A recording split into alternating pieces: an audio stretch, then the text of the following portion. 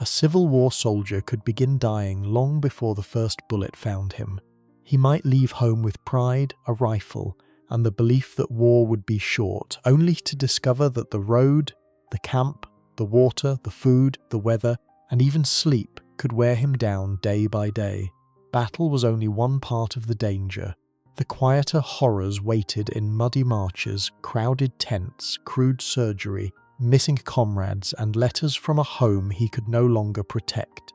Tonight we follow the life of a Civil War soldier and see how war could take a man apart before it ever took his life. If a young man signed his name for the Civil War in those first excited months, he might have done it with clean hands and a head full of other people's confidence. The town-made enlistment looked simple. Neighbours watched who stepped forward. Friends promised they would go together. Older men spoke about honour, duty, home, and the need to finish the war quickly. A young man did not always crave glory. Sometimes he only feared standing still while everyone else moved toward the recruiting table. For many soldiers, the reason was ordinary. They enlisted because friends enlisted. They enlisted because the town expected it. They enlisted because the pay could help a family. They enlisted because speeches made the cause sound clean, and newspapers made the war sound short. Some believed they were saving the Union. Some believed they were defending home. Others felt every eye around them. In that moment, signing a name could feel less like joining an army and more like avoiding shame. Then the danger began in a quieter way than they expected. It did not begin with a cannon blast. It began with orders. A man was told when to rise, when to eat, when to drill, when to stand in line, when to clean his weapon, when to sleep, and when to wake again. Someone who had spent his life walking where he wished now learned that even his feet belonged to the army.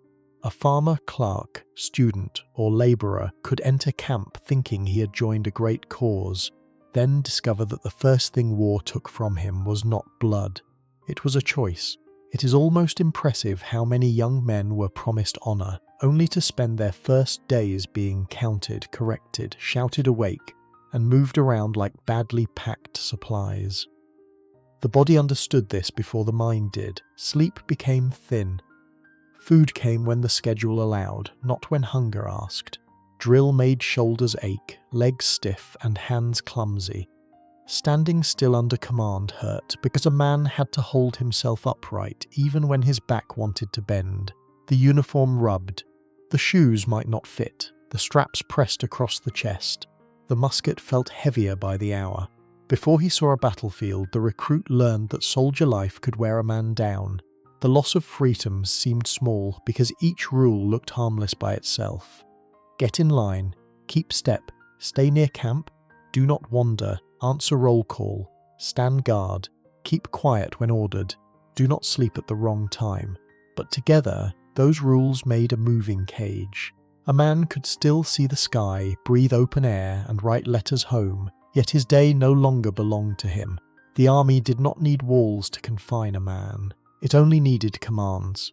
There was shame in discovering how quickly confidence could fade. A recruit might have thought he was brave because he had enlisted. Camp taught him that bravery did not fill the stomach, soften the ground, make a sergeant patient, or keep homesickness away after dark. He could see other men struggling too, but few wanted to say it plainly. Everyone had arrived wearing courage. No one wanted to admit that life already felt heavier than promised. No one had much power to stop that change once it began. The recruit could not decide to go home because the food was poor or the drill was tiring. He could not tell the officer that he needed more sleep, more quiet, or more time to understand what he had entered. The army had its own rhythm, and the man had to fit inside it. If his body hurt, he still stood in line. If he missed home, he still answered the call. If fear arrived early, he swallowed it before others noticed. A person today may imagine war beginning when the first shot is fired, but for a Civil War soldier, it could begin with not being allowed to rest when his own tired body begged for it. The waiting made it worse. Many believed the war would move quickly. with one campaign, one battle, and one proud return home. Instead, there were long days that felt empty and exhausting. Men waited for uniforms, rifles, rations, orders, rumors, news, and letters. Waiting did not mean peace. It meant drilling again, cleaning again, standing inspection again, and wondering whether tomorrow would bring a march, a sickness, a punishment, or a fight. The war was reaching into them before the famous battles did. A sad scene could be very small. A young recruit might sit near his blanket after drill, rubbing the sore place where the musket had pressed his shoulder. Around him, men who had been loud in town now spoke more quietly. Their jokes were shorter, their faces looked busier, as if each one was trying to understand the rules fast enough to avoid trouble. Nearby, an officer's voice cut across the camp, and everyone rose because the day did not belong to them anymore. The recruit might think of home as the freedom to sit still without asking anyone. What stays with me most is how quickly a young soldier could lose the small freedoms he had never thought to count. This was not only one man's disappointment. It was how armies turned private lives into military bodies. They took farmers, sons, clerks, brothers, students, and labourers, then made them rise, march, eat, wait, and obey together. The army needed order, but order came at a human cost. It replaced family habits with camp habits and personal judgment with command. It made a man useful by making him less his own. Civil War soldiering began before the battlefield. It began when a man realized that courage was not the same as understanding. He might have enlisted for honor, money, belief, pressure, friendship, or shame. But the army met him first with routine, command, discomfort, and waiting. The first wound was not always visible. It was the discovery that his time, sleep, movement, and fear now belonged to something larger than himself. Once that happened, the young man had already started to change. The first days of enlistment taught the soldier that war was not a quick adventure, but a life where ordinary choices were taken away. The same young man who once stood proudly before his town would soon learn that the army could make his own body feel like a burden. And once the rifle, blanket, food, water, coat, and personal gear settled onto his shoulders, the war began pressing down in a way no speech had prepared him for. The first time a Civil War soldier lifted all his gear, it might not have looked impossible. A rifle could be held in two hands, a blanket could be rolled tight, a canteen could hang from the shoulder, a haversack could carry food, a cartridge box could hold ammunition, a coat could be tied or worn. A few personal things could be tucked away because a man still wanted something from home near him. Each item seemed reasonable when seen alone. The trouble began when all of it had to go on the same body. The reason was simple. A soldier had to carry much of his life with him. He could not expect a warm bed waiting at the end of every march. He could not count on a kitchen, a clean table, a dry room, or someone else bringing what he needed. His weapon, ammunition, blanket, water, food, extra clothing, tin cup, small tools, and personal items were not luxuries. They were the things that let him eat, sleep, fight, and keep moving. So he carried them because there was no easy choice. Then the danger settled slowly into the shoulders. The gear did not wound him like a bullet, but it steadily taut the body pain. The rifle pulled at the arms, the straps cut into the neck. The cartridge box dragged on one side. The blanket roll pressed against the back. The canteen slapped or bounced as he walked. The haversack grew awkward with every mile. What looked like equipment in the morning could feel like punishment by the afternoon. A man might still be young, strong, and willing, but the weight did not care about willingness. It is almost generous how the army gave a man everything he needed to survive, then made him carry enough of it to feel half ruined before the day had properly begun. The shoulders often suffered first. A strap that seemed harmless at sunrise could burn by noon. Sweat made the cloth rougher, dust stuck to the skin. The weight pulled down until the neck felt tight and the back began to ache in a deep, stubborn way. A man could shift the load from one incident to the other, but that only moved the pain. His hands could go numb from gripping the rifle too long. His fingers could stiffen. His arms could feel heavy even when he was not using them. The body had no place to rest while still obeying.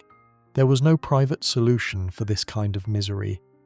A soldier could not simply drop what hurt him. If he threw away food, he might go hungry. If he lost his blanket, the night would punish him. If he neglected his ammunition, he became useless in a fight. If he set down his rifle, he was no longer a soldier in the eyes of the army. Even personal items became difficult choices. A letter, a small Bible, a photograph, or a spare piece of clothing might comfort him, but comfort had weight. The body paid for every memory carried from home. A simple lesson came quickly. In soldier life, even useful things could become cruel when the body was forced to bear them too long. The army needed men prepared to move, camp and fight. But the man inside the uniform still had ordinary muscles, ordinary skin and ordinary limits. He might be told to endure, but endurance did not erase soreness. It only taught him to continue while sore. That was one of the first quiet changes.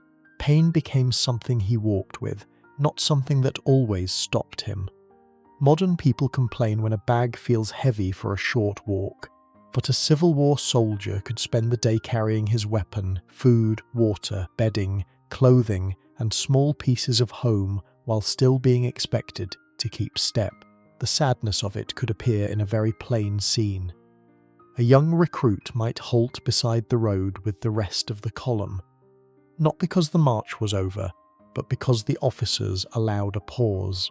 He would lower himself carefully, afraid that if he sat too fast, he might not want to rise again. His shoulders would throb where the straps had crossed them. His shirt would cling to his back. His canteen might be nearly empty. He might loosen a buckle, rub at the red mark on his neck, and look at the men beside him doing the same thing without much talk. No one needed to explain the misery. It was written across every bent head and tired hand. What stays with me most is how quickly the weight turned a proud uniform into something the body had to survive. This was not just about discomfort, it affected the whole unit. When men grew tired, they marched worse. When shoulders ached, rifles were handled more clumsily. When hands went numb, small tasks became harder. When feet slowed under the load, gaps opened in the line. A weak man did not only suffer alone, he could fall behind, lose the column, miss an order, or become one more problem for others to manage. The army moved as a body, but every body inside it had its own breaking point. That was why heavy equipment carried a fear larger than soreness. A soldier knew that if he weakened too much, the column would not stop just for him. The road would continue, the officers would push, the men ahead would become smaller in the distance. Falling behind could mean being lost, captured, robbed, punished, or left exposed in an unfamiliar country. The gear that was meant to keep him alive could help separate him from safety if it wore him down too far. That was the cruel balance of it. He needed the load, and the load could ruin him. The larger truth was that a Civil War soldier began losing strength before battle, asked anything heroic of him. His body was spent by carrying the ordinary tools of survival. The rifle, ammunition, blanket, canteen, rations, coat, and small personal things made him ready for army life, but they also reminded him that readiness had a price. War did not always begin by demanding courage. Sometimes it began by putting weight on a young man's shoulders and making him keep walking until pride became pain. The first days under heavy gear taught the soldier that survival itself could become a burden. Once his shoulders, back, neck, and hands began to fail, the road ahead no longer looked like a march toward glory, but a test of how much pain he could hide while staying with the men around him. And when that same tired body was ordered onto long roads, through mud, dust, bad weather, and broken ground, he learned that marching could become its own kind of battlefield. A long march could begin with something as ordinary as men tightening straps before sunrise. A soldier checked his rifle, shifted his blanket roll, adjusted his canteen, and tried to settle the weight before the column moved. The road ahead might look harmless in the dim morning. A fence line, a stretch of dirt, a patch of woods, a field still wet with dew. Nothing about it seemed heroic. It was only walking. That was what made it easy to underestimate. The reason for marching was simple. Armies had to move. They had to reach towns, rivers, railroads, crossroads, hills, camps and battlefields before the enemy did. A soldier could not choose the distance, the pace, or the ground. He walked because the unit walked. He stopped because the unit stopped. He turned because the officers ordered it. The war might be explained in speeches and maps, but for the man inside the ranks, it often became one foot placed in front of the other until the body began to complain. Then the danger came from the ground itself. Mud pulled at the shoes, dust filled the mouth and stuck to the sweat. Forest paths narrowed the column and scratched at clothing. Fields looked open, but the soil could be soft, uneven and tiring. Bad roads could twist the ankles and slow the weakest men. Rain could turn a route into a heavy brown track.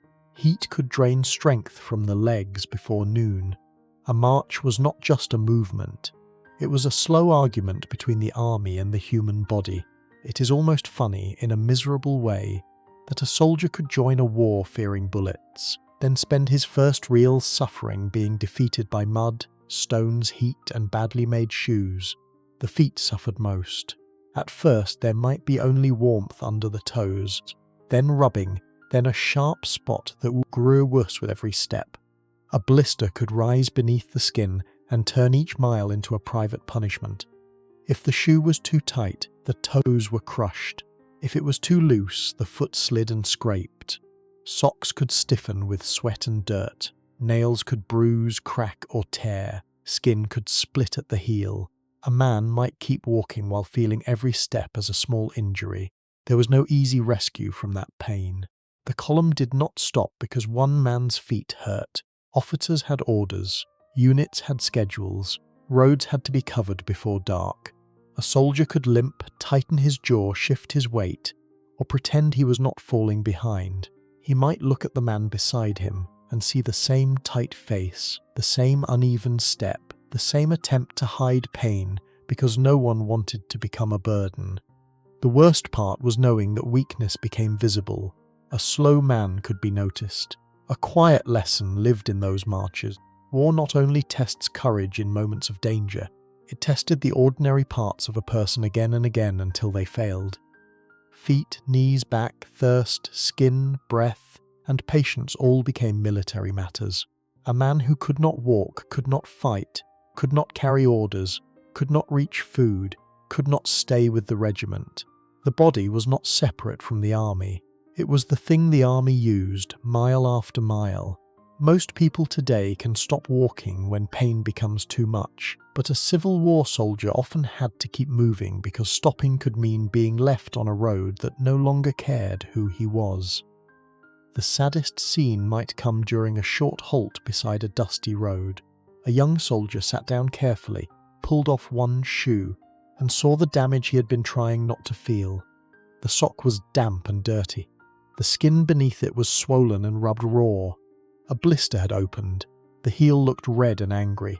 Around him, other men did the same, not with surprise, but with tired recognition. Some said little. Some stared at their feet as if they belonged to someone older. A few tried to laugh, but even laughter took effort.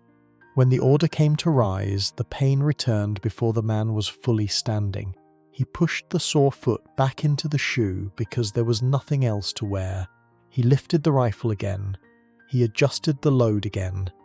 The road waited exactly where it had been. Every step after that felt less like travel and more like a bargain.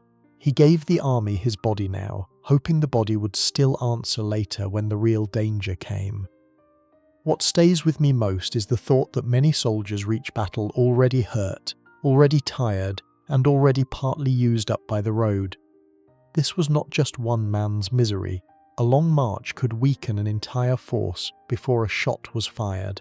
Men struggled, temper shortened, discipline thinned. Strong soldiers became quiet. Sick soldiers became slower. The line stretched. Officers pushed because a delay could ruin plans. The army needed speed, but speed consumed the men who had to provide it. A general could see distance on a map. A soldier felt that distance in swollen feet and a back that would not stop aching. That was the larger truth hidden inside marching. The Civil War did not wait until battle to spend men. It spent them on roads, in dust, through rain, over fields and across ground that gave nothing back. A soldier might fear the enemy ahead, but he also feared his own body failing before he ever reached him. To fall behind was not only embarrassing, it could mean danger, punishment, capture or disappearance into a country where the column had already moved on. Long marches taught the soldier that the road could weaken him before the battlefield ever saw him. The pain in his feet was not a small complaint, because every blister, torn nail and raw heel made it harder to stay with the men who kept him safe. By the time he reached camp after days of marching, sweating, limping and swallowing dust, it could seem like relief, until he learned that camp itself could kill a man before battle had the chance. Camp could look like safety when a tired Civil War soldier first reached it. After a long road, rows of tents, stacked rifles, cooking fires, and men settling onto the ground might seem like relief. From a distance, camp looked like the army had finally stopped long enough for men to breathe. The reason men accepted camp so quickly was ordinary. They needed rest, food, water, a place to write letters, mend clothing, clean weapons, and recover from the road. A young soldier might think of camp as the space between dangers. It was easy to believe when no cannon was firing. The tents looked like shelter from a distance. Up close, they could become crowded little rooms where dirty water, spoiled food, flies, wastes, and sickness waited beside the men. A camp gathered too many bodies into too little space. Men drank from streams, wells, pond rivers that were not always clean. Latrines could be poorly placed. Garbage could pile near food. Rain spread filth. Heat thickened it. What looked like rest could become a place where disease learned every man's name. It is almost cruelly impressive that a soldier could escape enemy fire for weeks, then be brought down by the water near his own tent.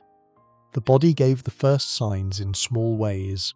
A man might feel a twist in the stomach, then weakness, then fever, then the urgent need to stumble away again and again. Diarrhea and dysentery could drain him until standing felt like work. Typhoid could bring fever and sinking strength. Infections moved easily among crowded men who slept close, shared air, and touched the same tools. A soldier did not need to look wounded to be in danger. There was little power in knowing something was wrong. A sick man could not simply leave camp and find a clean room, careful nursing, fresh food, and pure water. He had what the army had. If the water was bad, many men drank it anyway. If the latrines were foul, they still had to use them. If flies settled on food, hunger still answered. Disease did not wait for better arrangements. It passed from hand to cup, from waste to water, from one weak body to another. A quiet lesson sat in that misery. Cleanliness was not only a comfort, it was survival. A ditch dug too close to water, a barrel left uncovered, a cooking area too near waste, or a careless camp routine could matter as much as a weapon. Soldiers did not always understand the causes clearly, but they saw the result. Men who had marched in strong could become thin and shaking in a few days. The army could lose strength without a battle because sickness took men out of line, one bedroll at a time. Modern people may find bad sanitation unpleasant, but for a Civil War soldier, it could decide whether he stood in formation next week or lay sweating under canvas with no strength left. The saddest scene could happen inside an ordinary tent. A young soldier lay on his blanket, not struck by a bullet, not cut by a saber, not crushed by artillery, but hollowed out by sickness. His canteen sat nearby. His cup was within reach. A friend might bring a little water, though no one knew whether that water had helped cause the misery. Outside, men still drilled, cooked, argued, and answered orders. Inside, the sick man listened with half-closed eyes, too weak to join the life a few steps away. His family might never understand the plainness of it. They could receive a letter saying he died of fever, diarrhea, dysentery, or infection in camp. The words would sound smaller than battle, almost unfairly small. They might have imagined him falling under a flag, or surviving bravely through smoke and danger. Instead, his life could be narrowed to a dirty tent, a hot forehead, a sour stomach, and a blanket damp with sweat. What stays with me most is that many soldiers died, not in the grand scene people imagine, but in the crowded, filthy places where they were supposed to be resting. This was not only bad luck. Armies gathered men faster than they could always keep them healthy. Camps needed water, drainage, food control, waste control, medical care, and when those things failed, disease became another army inside the camp. It did not need uniforms, it did not need courage. It simply used crowding, ignorance, dirt, and exhaustion. The larger truth was that civil war danger did not respect the line between battle and rest. A soldier could survive the road, avoid enemy fire, and still be ruined by the place where he slept. Camp life taught him that war could kill quietly, without smoke, without glory, and without anyone calling it heroic. The tent, cup, and meal might all look like relief, yet any one of them could carry the thing that put him down before he ever reached the battlefield. Camp taught the soldier that stopping did not always mean safety. Dirty water, crowded tents, poor latrines, spoiled food, and flies could do what bullets had not yet done, weakening men before battle even called for them. Once sickness began moving through camp, the next fear was not only whether a soldier could fight, but whether the food meant to keep him alive was slowly failing him too. A Civil War soldier could sit with his ration in hand and know at once that eating was not the same as being fed. The food might be simple enough to carry, simple enough to issue, and simple enough to count, but it did not always feel like something meant for a tired human body. A piece of hardtack, a strip of salt pork, a handful of beans, some cornmeal, and coffee could look like a meal because the army called it one. After a long march or a night of poor sleep, the soldier often needed more than something hard, dry, salty, and dull. The reason for this food was ordinary. Armies had to feed many men in camps, on roads, near rivers, beside rail lines, and close to battlefields. Food had to last. It had to travel. It had to survive heat, delay, rough wagons, bad roads, and poor storage. Fresh bread, vegetables, fruit, milk, and warm family meals did not follow a regimen easily. So the soldier received food that could be packed, stacked, shipped, salted, dried, and handed out in bulk.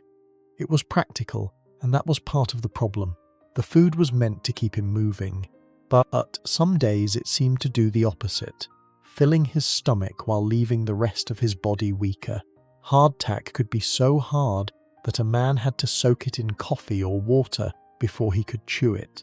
Salt meat could leave the mouth dry and the body thirsty. Beans and cornmeal could help, but not always enough. When food was old, dirty, wormy, spoiled, or badly cooked, the meal did not comfort the body. It gave the body another thing to endure.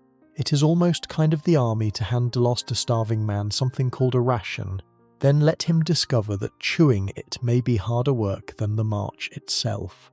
The body kept a careful record of bad food wit. A man could feel his stomach tighten after eating. He could become constipated from dry, hard food and not enough fresh produce. Another man could suffer diarrhea from spoiled meat, dirty preparation, or water mixed into the same poor routine. Strength faded slowly. The cheeks hollowed, the eyes looked tired. Muscles that had carried him yesterday felt less willing today. Hunger did not always mean an empty belly. Sometimes it meant the body had received food, but not enough real nourishment to recover. There was little freedom in this. A soldier could not walk into a kitchen and choose what he needed. He could not refuse poor rations for long, because hunger would punish him quickly. He could complain, trade, soak, fry, crumble, roast, scrape off bad pieces, or joke about the food, but the choices remained narrow. If the ration was late, he waited. If the meat was too salty, he ate it anyway. If the hardtack was nearly impossible to bite, he found a way. The army fed him as a number, but his stomach suffered as a person. A quiet lesson lived inside every rough meal. Food in war was not only a comfort from home, it was strength, discipline, movement, and survival.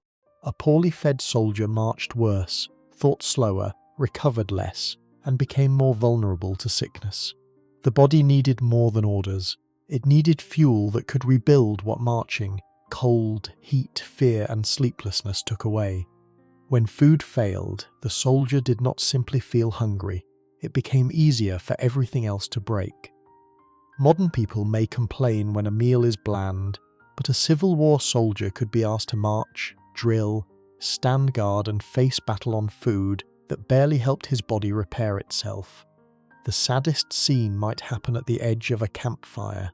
A tired soldier held a piece of hardtack near the heat, trying to soften it enough to eat. His fingers were dirty, his shoulders still hurt from the day.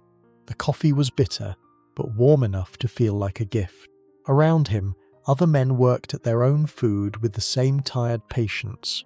One broke a piece too hard and stared at it. Another picked at meat that smelled wrong, but still tried to make a meal of it. No one called it a tragedy. It was too common for that. The stomach could become another battlefield inside the soldier. A man weakened by poor food still had a rise when ordered. He still had to shoulder the rifle, tighten the straps, and step into the road. He might feel lightheaded before the day had properly begun. He might march with cramps, thirst, or a sour feeling that would not leave. If battle came, the enemy did not care that he had eaten badly for days. A weak hand still had to load. A tired mind still had to obey. An underfed body still had to act brave. What stays with me most is that hunger in this life was not always dramatic. It was often a quiet thinning of a man before anyone admitted he was being used up. This was not only about taste or discomfort. Food showed how war turned basic needs into military problems. Supply lines, storage, wagons, roads, weather, corruption, delay, and command decisions all ended up inside a soldier's stomach. When the system worked, he had enough to keep going. When it failed, he paid for that failure with weakness, sickness, and slower steps. A general might think in terms of rations issued. The soldier knew the truth by the way his body felt after eating them. The larger truth was that Civil War soldiers were not weakened only by enemy weapons. They were worn down by meals that did not restore them, by food that carried salt instead of freshness, by hard bread that filled the mouth, but not the need beneath it. The ration was supposed to keep the army alive, yet it often reminded the soldier that survival could be thin, rough, and badly measured. He could eat and still feel himself becoming less able to endure the day ahead. Poor rations taught the soldier that food could fill the hand without truly strengthening the body. Hardtack, salt meat, beans, cornmeal, coffee, and spoiled supplies could keep a man moving while still leaving him weaker with every march and watch. When thirst followed the salt, the dust, and the heat, the next danger waited inside the canteen, because even water could carry the sickness that brought a soldier down. A Civil War soldier could look at water with two different feelings at the same time. After a hot march, a muddy road, a salty ration, or a night of dry coughing in camp, water looked like mercy. A canteen with even a little left inside could feel more valuable than a good meal. Men reached for streams, rivers, ponds, wells, barrels, and ditches because thirst did not wait for perfect conditions. When the mouth was dry and the tongue felt thick, a soldier did not think like a doctor.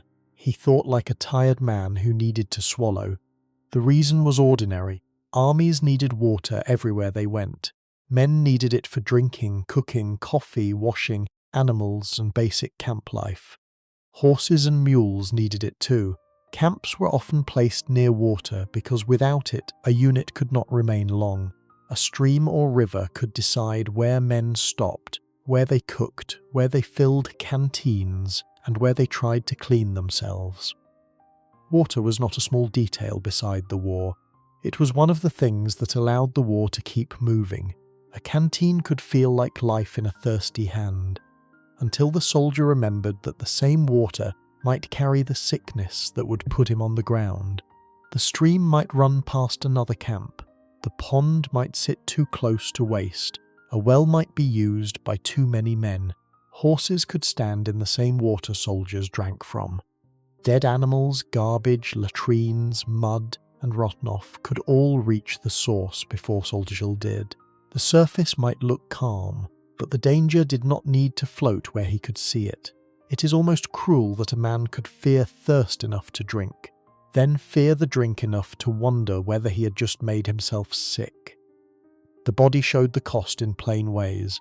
Bad water could twist the stomach, bring cramps, loosen the bowels, raise fever, and drain strength faster than marching. A man who had been standing in line yesterday could be bent over near the edge of the camp today.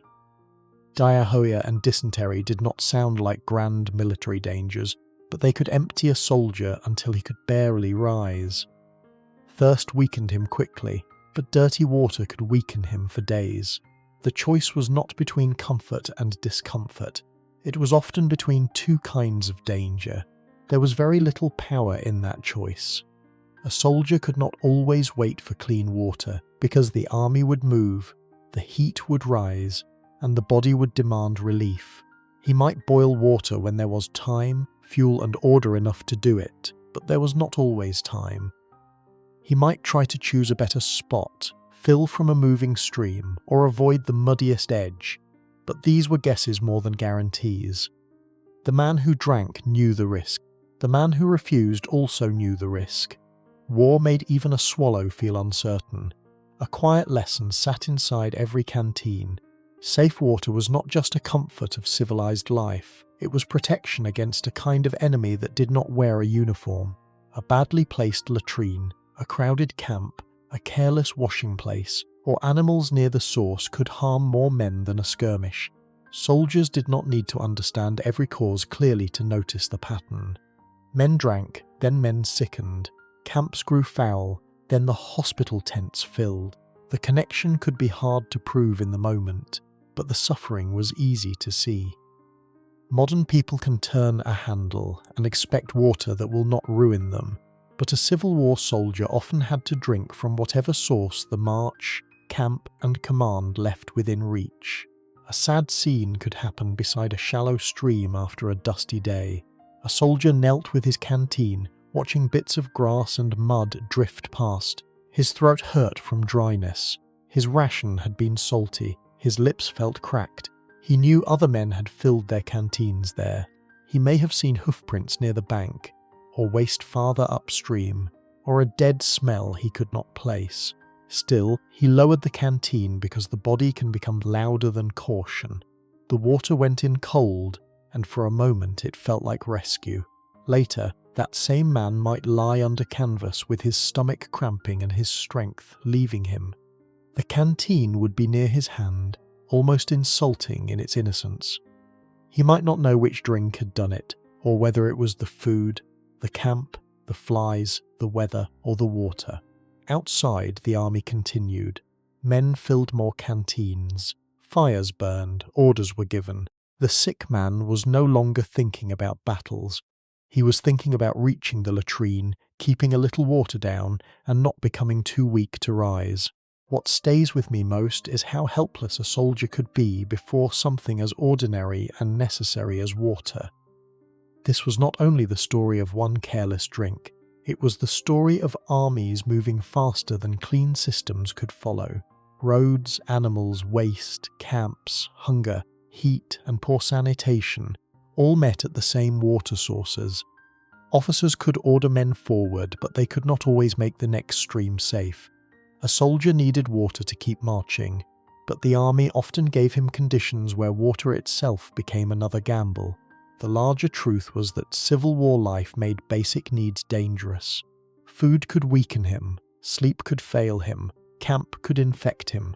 Water, the thing every man needed most, could carry him from thirst into sickness. he could survive a march, avoid battle, and still be brought low by a drink taken because he had no better choice. That is what made the danger so cruel. It entered through the very thing meant to keep him alive. Water taught the soldier that survival could come with fear in the same swallow. A stream, pond, well, or river could save him from thirst while quietly carrying the sickness that stole his strength. After the canteen was filled and the stomach had settled or failed, night still waited on the cold ground, where sleep became another daily need the army rarely allowed him to keep whole. Sleeping outdoors sounded simple until a Civil War soldier had to do it night after night. After marching, drilling, standing guard, eating poor food and drinking uncertain water, the body wanted one honest thing. It wanted to lie down and be repaired. A patch of ground, a blanket, a thin tent, and a little space beside other men could look like enough when exhaustion had lowered every expectation. A young soldier might stretch out, thinking that sleep would return some of what the day had taken from him. The reason was ordinary. Armies could not give every man a bed, a dry room, a clean pillow, or a quiet corner. Soldiers slept where the march ended, where the camp was placed, or where the officers allowed them to stop. Sometimes there was canvas overhead. Sometimes there was only sky. Sometimes the ground was dry enough to bear. Sometimes it held dampness from rain, dew, mud, or old camp use. A man who had once slept in a house now learned that the earth itself had become his mattress. Sleep should have repaired him, but on cold ground under thin cover, it often became only another broken duty the body could not finish. The blanket might be too thin, the tent might leak, the wind might find every gap. Rain could soak clothing and bedding, until the soldier no longer knew whether he was resting, sponspitally lying still while his body cooled. In warm weather, insects crawled and bit. In cold weather, the ground pulled heat from his back and hips. Even when he closed his eyes, the night kept touching him. It is almost unfair that a soldier could spend the whole day being worn down, then be handed a piece of ground at night, and told in effect to recover from it. The body paid for that kind of sleep quickly. A man woke with stiff joints, a sore back, heavy eyes, and hands that did not want to close around the rifle. His neck could ache from using a rolled coat or bundle as a pillow. His legs could cramp from lying awkwardly. Damp clothing chilled the skin. A cough could deepen after a wet night. A stomach already weakened by rations, and water did not improve on cold earth. The soldier might technically have slept, but the body knew the truth. It had not been restored. No one could protect his rest for long. Guard duty cut the night into pieces. A man might fall asleep only to be shaken awake for his turn at watch. He might return to his blanket, later colder and more awake than before. Around him, other men coughed, shifted, muttered, rose, stumbled out, or came back from duty. Sick men slept nearby because sickness had nowhere else to go. News, alarms, orders, and sudden movement could break the night without warning. Sleep was never fully his. The army borrowed even that. A quiet lesson lived in those nights. Rest was not separate from some survival. A tired soldier marched badly, handled his rifle poorly, forgot small tasks, misunderstood orders, and frightened more easily. Exhaustion made the mind slower. It made the hands clumsy. It made sounds seem sharper and shadows more confusing. A man did not need to be cowardly to become unsteady. He only needed too many bad nights in a row. Modern life often treats poor sleep as an inconvenience, but for a Civil War soldier, broken sleep could mean slower hands, duller judgment, and a body less ready when danger arrived. A sad scene could happen just before dawn. A soldier lay on his side under a damp blanket, trying to keep his knees close for warmth. The ground had hardened beneath him during the night. His shoes were nearby, not fully dry. His coat smelled of smoke, sweat, and weather. A man a few feet away coughed with a tired, wet sound. Another had already risen for guard. The camp was not peaceful. It was only quieter than the road. The soldier opened his eyes before he was rested because the army was already beginning another day. He might sit up slowly, rubbing his face with dirty hands, and feel that strange heaviness that comes when sleep has failed.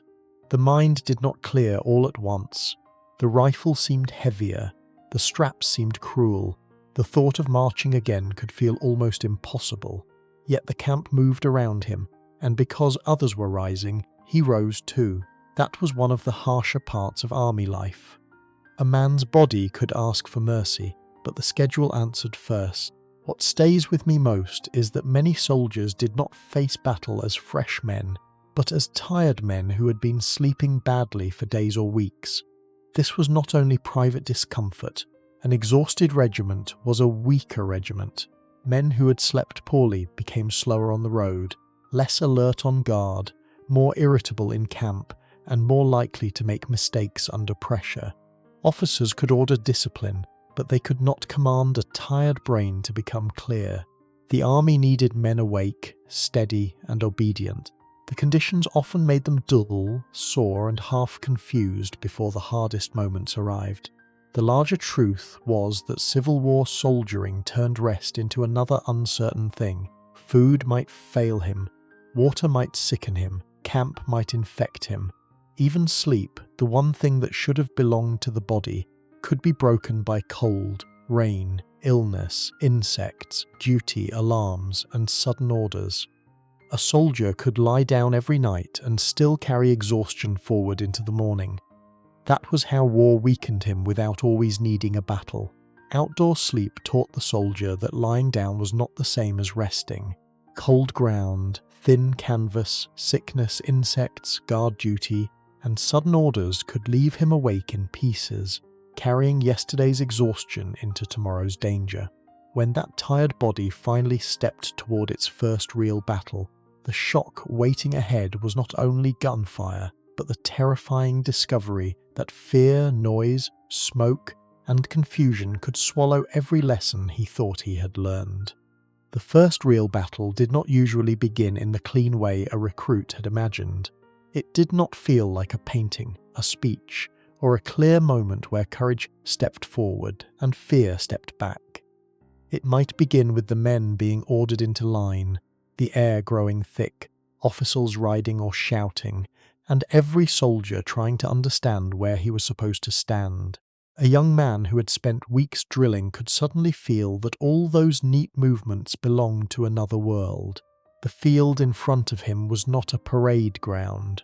It was open, loud, smoky, and full of things he could not control. The reason this shock was so strong was ordinary. Most recruits had never seen real battle before. They had heard stories, read newspaper accounts, watched drills, and listened to older men speak with confidence. They might know how to load, aim, march, halt, and obey commands in practice. But practice gave them space to think. Battle took that space away. The body had to act while the mind was trying to understand what the eyes, ears, and nerves were receiving all at once.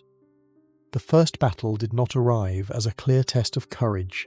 It arrived as smoke, noise, confusion, and the terrible discovery that a man could be brave and still not understand what was happening. Musket fire cracked across the field. Artillery shook the ground and filled the air with violent bursts. Smoke spread until men could not see far ahead. Someone shouted an order, but another noise swallowed half of it. A soldier might look for the enemy and see only trees, fences, drifting smoke, movement, and shapes that vanished before he understood them. It is almost cruel how many young men were taught to stand straight and obey clearly, then sent into a place where standing straight made them a target and clarity disappeared almost at once. The body reacted before pride could arrange itself. The mouth went dry, hands trembled around the rifle. The stomach tightened, the ears rang, the heart beat so hard it seemed to take up space inside the chest. A man might forget a step he had practiced hundreds of times. He might fumble with cartridge paper, ram too quickly, aim without seeing, or fire because everyone around him fired. Fear did not always make him run.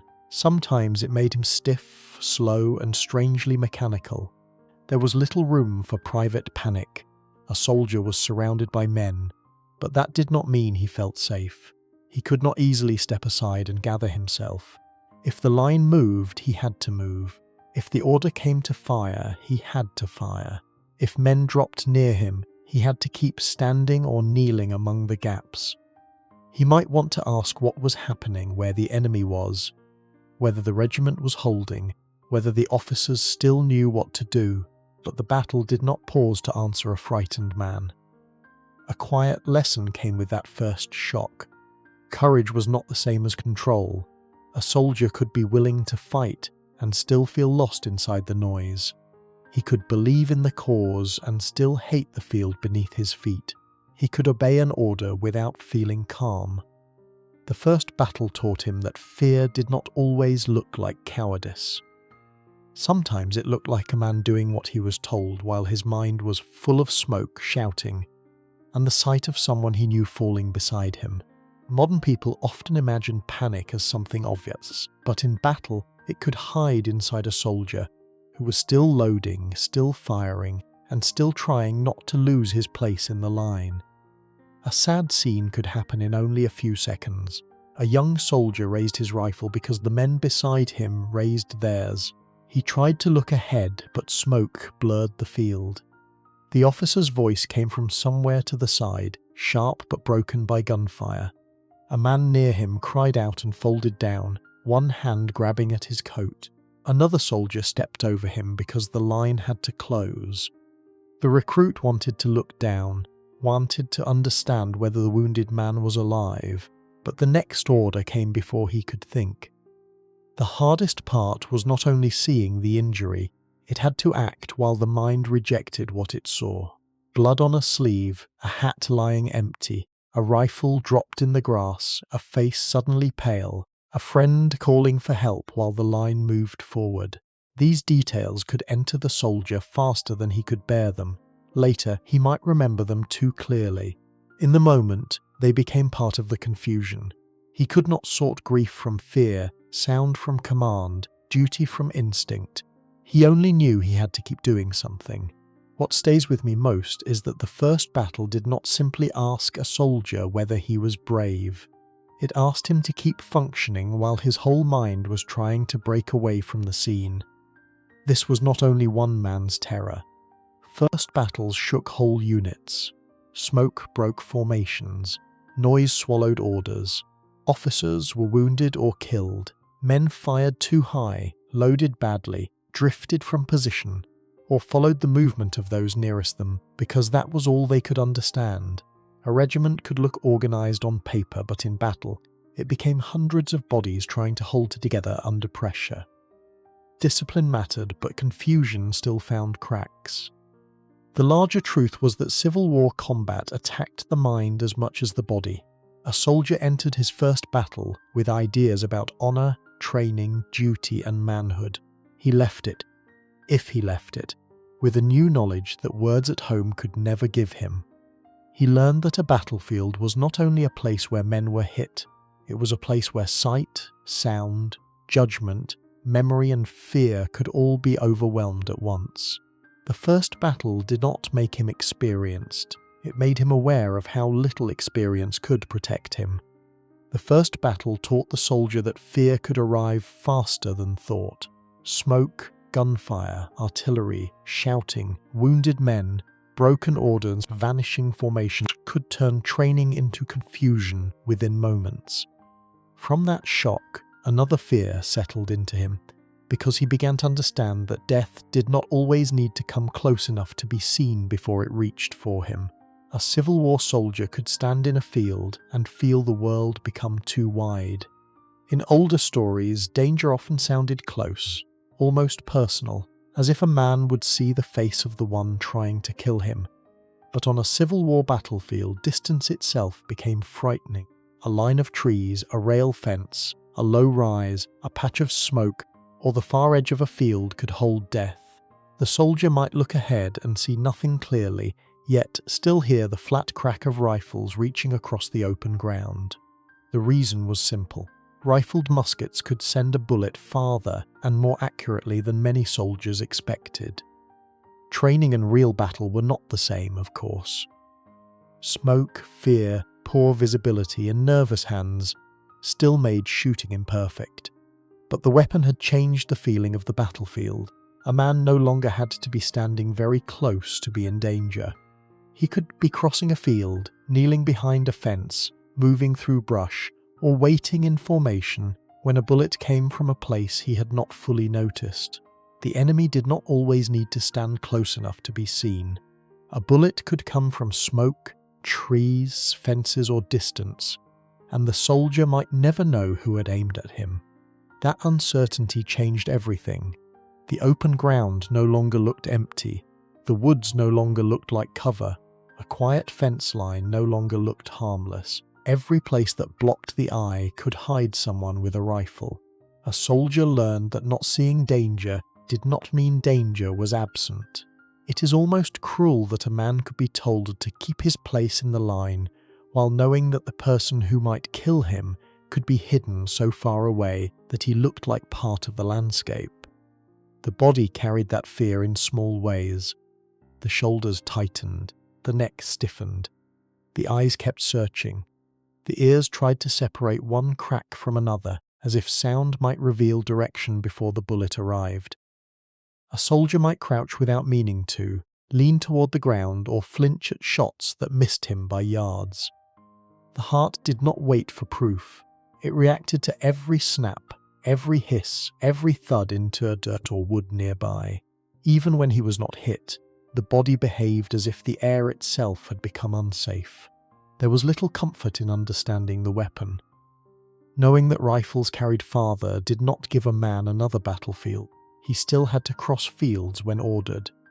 He still had to move through smoke. He still had to stand in formation where officers placed him. He could not demand that the enemy step closer, so fear would become easier to measure. He could only hold his rifle, keep with the men around him, and accept that the shot meant for him might come from somewhere his eyes could not reach. A quiet lesson settled into him. War was not only the courage to face what was visible, it was also the discipline to move while imagining what might be hidden. A soldier did not have to be foolish to feel afraid. He only had to understand that the field in front of him had more danger than the eye could sort. Trees, smoke, fences, and distance became part of the enemy's body. The battlefield no longer ended where sight ended. Modern people often feel safer when they can see the source of danger, but a Civil War soldier had to live with the fact that the thing that killed him might arrive before he ever understood where it came from. A sad scene could happen during a slow advance across open ground. The regiment moved forward because the order had come, and men tried to keep their spacing while smoke drifted across the field. A soldier glanced toward a tree line and saw only grey shapes and dark trunks. Then a man beside him dropped without a dramatic warning. There was a small sound, a hard fold of the body, a rifle slipping from the hand. The soldier next to him could not say who had fired. He could not even be sure where. The line had to keep moving, and the space closed around the fallen man. That was the fear that stayed. A visible enemy could be hated, watched, and aimed at. An unseen shooter became something larger. He turned the whole field into suspicion. A soldier began to read every patch of cover as a possible threat. The far smoke could be men, the fence could be men, the trees could be men, the low ridge could be men. Even silence after firing could feel deliberate, as if the enemy were waiting for him to step into the right place. What stays with me most is how this kind of fear must have made a soldier feel watched by the land itself. This was not only one man's imagination. The weapon changed how units suffered and how officers had to think. Men could be hit before they reached the distance where older ideas of battle made sense. Advances across open fields became more punishing. Defensive positions could become deadly from farther away. Smoke made the problem worse because it hid both the shooter and the target. A regiment could lose men while still trying to understand where the worst fire was coming from. Courage mattered, but courage did not make a distant bullet slower. The larger truth was that Civil War soldiers learned to fear space. Distance, which should have meant safety, could mean exposure. Open fields became traps. Tree lines became questions. Smoke became a curtain behind which death moved. The rifle made the battlefield feel stretched and uncertain. A soldier could do everything he had been trained to do, and still be struck by someone he had never seen. That knowledge did not simply frighten him during battle. It followed him into every march, every halt, every quiet place where the enemy might be near. Rifles taught the soldier that danger did not have to stand close to be real. A bullet could come from smoke, trees, fences, fields, or a distance his eyes could not measure, leaving him tense even when nothing seemed to move. When rifle fire made the air itself feel unsafe, artillery brought a different terror, because the ground, the trees, the horses, and the men around him could be torn apart before he had any chance to understand where to hide. Artillery could begin as a sound before it became anything the soldier could see. A distant boom rolled over the field, then another, and every man understood that something heavy was being sent toward them. Rifle fire was frightening because it could come from far away. Artillery was frightening because it made distance feel useless.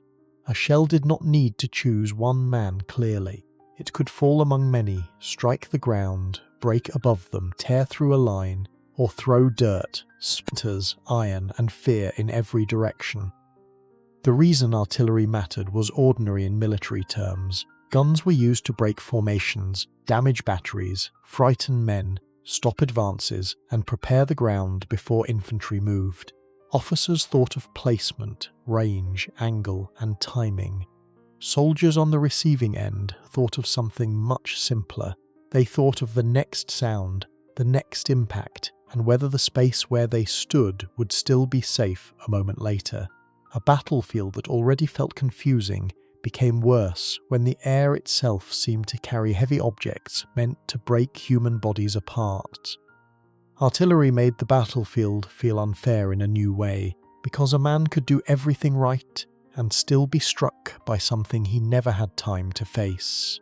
He might be standing in line, crouching behind a fence, lying low in a field, or waiting near a road when the shell came in. It could hit the earth and throw soil into his face. It could burst nearby and send iron through men who had not even seen the gun. It could strike trees and turn branches into sharp pieces. It could hit horses, guns, wheels, and wagons, making the whole scene collapse into noise.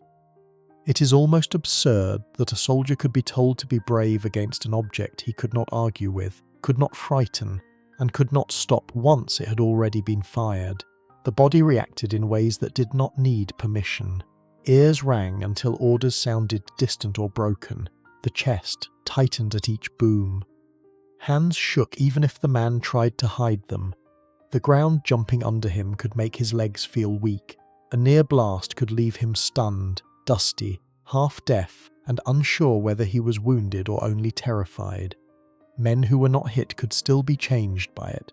They might blink too slowly, stumble when ordered to move, stare in the wrong direction because the mind had been knocked loose for a few seconds. There was almost nothing useful for the soldier to do. He could lie down if ordered. He could press himself closer to the ground. He could try to place a wall, a slope, a ditch, or a tree between himself and the guns. He could pray, curse, breathe hard, or grip the dirt, but he could not push the shell away. He could not outrun the burst once it came near. He could not make himself smaller than fear. That helpless waiting was part of the terror. The soldier was still alive, still conscious, still aware, but action had been taken from him. A quiet lesson came from artillery faster than most men wanted to learn it. War was not always a contest between two visible groups of brave men. Sometimes it was a machine of distance, weight, timing, and chance. A shell did not care whether a soldier was good, young, frightened, loyal, or tired. It did not care whether he had written home the night before. It fell where it fell. The lesson was cold, but clear. On a battlefield, survival could depend on a few feet of ground no man had chosen for himself. Modern people may think fear becomes easier when there is a clear danger to react to, but artillery gave Civil War soldiers a terror that allowed almost no reaction except waiting to see who the earth would take. A sad scene could happen during a bombardment before an advance. Men lay low in a field while shells passed overhead or struck near or by.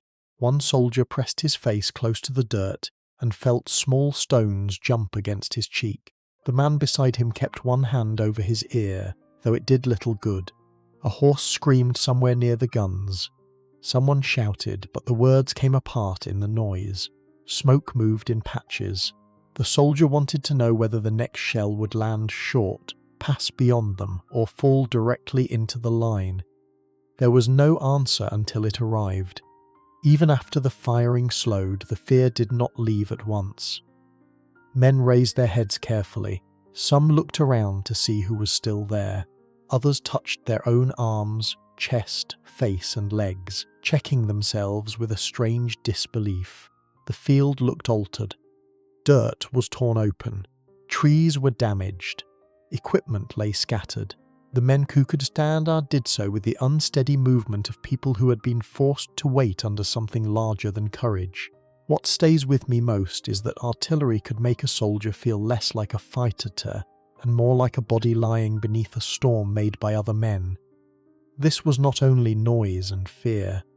Artillery could break morale quickly because it attacked the mind before hand-to-hand danger ever arrived. It made men feel exposed. It made officers' voices harder to hear. It made formations harder to hold. It reminded every soldier that the battlefield could reach him even when he had not yet fired a shot. A unit could survive the bombardment and still rise from the ground already shaken. The larger truth was that artillery showed the soldier how little control he had over his own safety. Rifles made distance dangerous. Artillery made the whole landscape dangerous. The ground beneath him, the trees above him, the horses nearby, and the men beside him could all become part of the blast. A soldier could be brave and still tremble. He could obey and still feel helpless. He could survive and still carry the sound inside him long after the guns stopped. Artillery taught the soldier that fear could come from above, ahead, and under his own feet all at once. Even men who were not struck could be left shaking, deafened, confused, and less certain of themselves than they had been moments before. When the blast finally passed, and the wounded were carried back, another fear waited behind the lines, because surviving the hit did not mean surviving the hands that tried to save him. Being wounded could begin with a shock so sudden that the soldier did not understand it at first. One moment he was standing in smoke, noise and fear. The next, he was on the ground or bent over or staring at a sleeve, a leg, a hand, or a patch of uniform that no longer looked right. Around him the line might still be moving. Men were still fired, officers still shouted. The battle did not stop because one body had failed. The reason this was so heavy was simple. A wound did not only mean pain in the moment, it meant being taken into a rough chain of survival that no soldier fully trusted. He might have to wait on the field before anyone could reach him. He might be carried by tired men through mud, smoke, or confusion. He might arrive at a crowded aid station where surgeons had too many bodies, too little time, too little cleanliness, and too few ways to stop suffering gently. Being carried away from the firing line did not always mean safety. Sometimes it meant entering another kind of fear, where the wound, the surgeon, the dirt, the waiting, and the sound of other injured men all became part of the same nightmare. A soldier could leave the battlefield alive and still know that the worst hours might be ahead of him. The place meant to save him could look rushed, crowded, stained, and overwhelmed. It is almost cruel that a man could survive the bullet, then have to survive the table, the knife, the infection, and the long ride afterward. The body paid in ways that were hard to imagine before the war. A shattered arm or leg could leave surgeons with few choices. Amputation was not rare, and it was feared for good reason. Even when the work was done quickly and skillfully, the soldier still faced blood loss, shock, fever, infection, and days of pain. A wound could swell, darken, drain, or burn with heat. A man might survive the first injury only to weaken later in a hospital bed or tent. There was very little control in that moment. The wounded soldier could not choose a clean room, a calm doctor, fresh sheets, or careful nursing from home. He could not demand more time when others were waiting. He could not ask the army to pause its suffering so his own could be handled gently. He lay where he was placed. He drank what was given. He endured what was decided. If the surgeon said the limb could not be saved, the soldier's future changed before he could fully understand it. A quiet lesson lived inside that fear. In war, survival was not always the happy ending people imagined from far away. A man could live and still lose the shape of the life he expected. He could return home without a hand that once worked farm, without a leg that once carried through town, or with pain that stayed long after the uniform was folded away. The wound did not end when the bleeding stopped. It followed him into every ordinary task that came later. Modern people often think of medical help as the place where danger begins to shrink. But for a Civil War soldier, reaching the surgeon could feel like stepping into another uncertain battle. A sad scene could happen behind the lines after the guns had quieted a little. A young soldier lay among other wounded men, his face pale, his coat open, his eyes fixed on the canvas above him or the sky beyond it. He heard men breathing hard, calling weakly or going silent. He saw surgeons moving quickly because slowness was a luxury they did not have. Somewhere nearby, a pile of ruined clothing and equipment marked how many bodies had already passed through. He might think of his family, not in grand words, but in one small worry, whether they would know him when he came home changed. What stays with me most is that many soldiers feared not only dying, but surviving in a body that war had permanently taken from them. This was not only the story of rough medicine, it was the story of a system overwhelmed by the scale of injury. Battles produced more wounded men than comfort, cleanliness, transportation, and care could easily hold. Surgeons worked under pressure. Nurses and attendants did what they could. Supplies ran short, time ran shorter. The army could move thousands of men into danger faster than it could restore the ones brought back broken. The larger truth was that a Civil War wound could divide a life in two. Before it, a man might imagine returning to the same farm, shop, family, road, or bed he had left behind. After it, he had to wonder whether a return was possible in the same way. The fear of injury was not only the fear of pain, it was fear of becoming dependent, disfigured, unable to work, unable to sleep, or unable to feel like the man who had once signed his name to serve. A wound taught the soldier that leaving the battlefield alive did not mean the danger was finished. The surgeon's table, infection, fever, pain, and the loss of a limb could turn survival into a long burden that followed him home. For some men, the next terror was even lonelier because they were not carried back at all, but left awake on the field while help stayed just out of reach. Being left on the battlefield could begin after the loudest part had already passed. The charge had gone forward, or broken apart, or been pushed back. Smoke still drifted low over the ground. Rifles still cracked from both sides. Men who could walk had moved with the line, one way or another, but some men remained where they had fallen, in grass, mud, dust, stubble, or near a fence they had tried to reach. To anyone far away, the field might look almost empty between bursts of smoke. To the wounded man lying there, it was not empty at all. It was full of pain, thirst, fear, and waiting. The reason this could happen was ordinary and terrible at the same time. A battlefield did not become safe simply because a man was wounded. If he fell in open ground between two firing lines, anyone who ran out to help him could be shot too. Friends might see him. They might know his name. They might want to drag him back by the shoulders or lift him under the arms. but wanting did not stop bullets. Officers could not always allow men to break formation. Stretcher-Best could not always reach the place where the wounded lay. The living had to keep fighting while the injured were left to endure whatever the field gave them. The most terrifying thing was not always dying at once. It was staying alive long enough to know that no one could reach you. A wounded soldier might still be fully aware.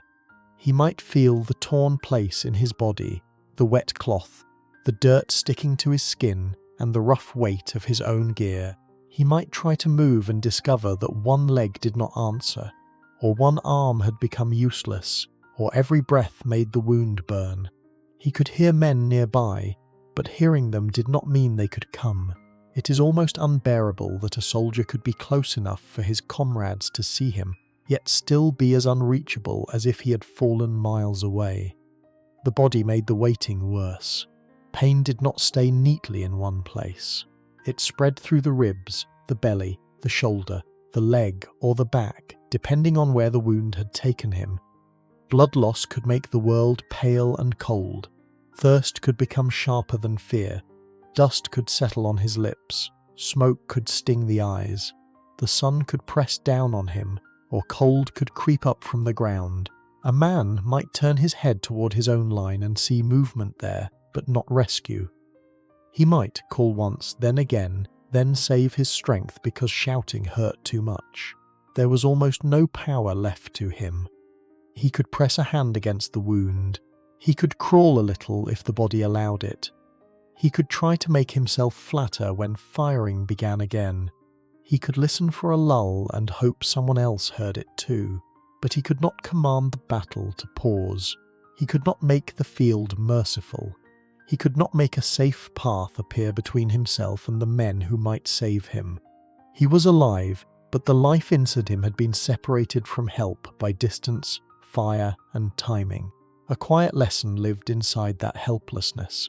War not only kills by impact. It was killed by preventing care from arriving in time. A man could be wounded in a place where every minute mattered, then lose those minutes because the ground around him was too dangerous to cross. Courage could not solve that. Friendship could not always solve it. Even love from home, folded inside a pocket letter, could do nothing for a man lying under the open sky with his strength leaking into the dirt. Modern people often imagine help as something that comes when someone is hurt, but on a civil war field, help could be visible, willing, and still impossible. A sad scene could sit in the middle of the field for hours. A soldier lay partly turned on his side, one hand gripping grass or torn soil. His rifle was a few feet away, too far to matter. His canteen might be empty or still attached but impossible to lift without pain. He heard firing rise and fade. He heard wounded men nearby making small sounds that became less frequent as time passed. He might recognize a voice at first, then lose it under the gunfire. The sky above him could look strangely calm, as if the world had continued without noticing the body left beneath it. When the firing slowed, hope could hurt almost as much as fear. He might think this was the moment someone would come. He might lift his head a little, searching for shapes moving toward him.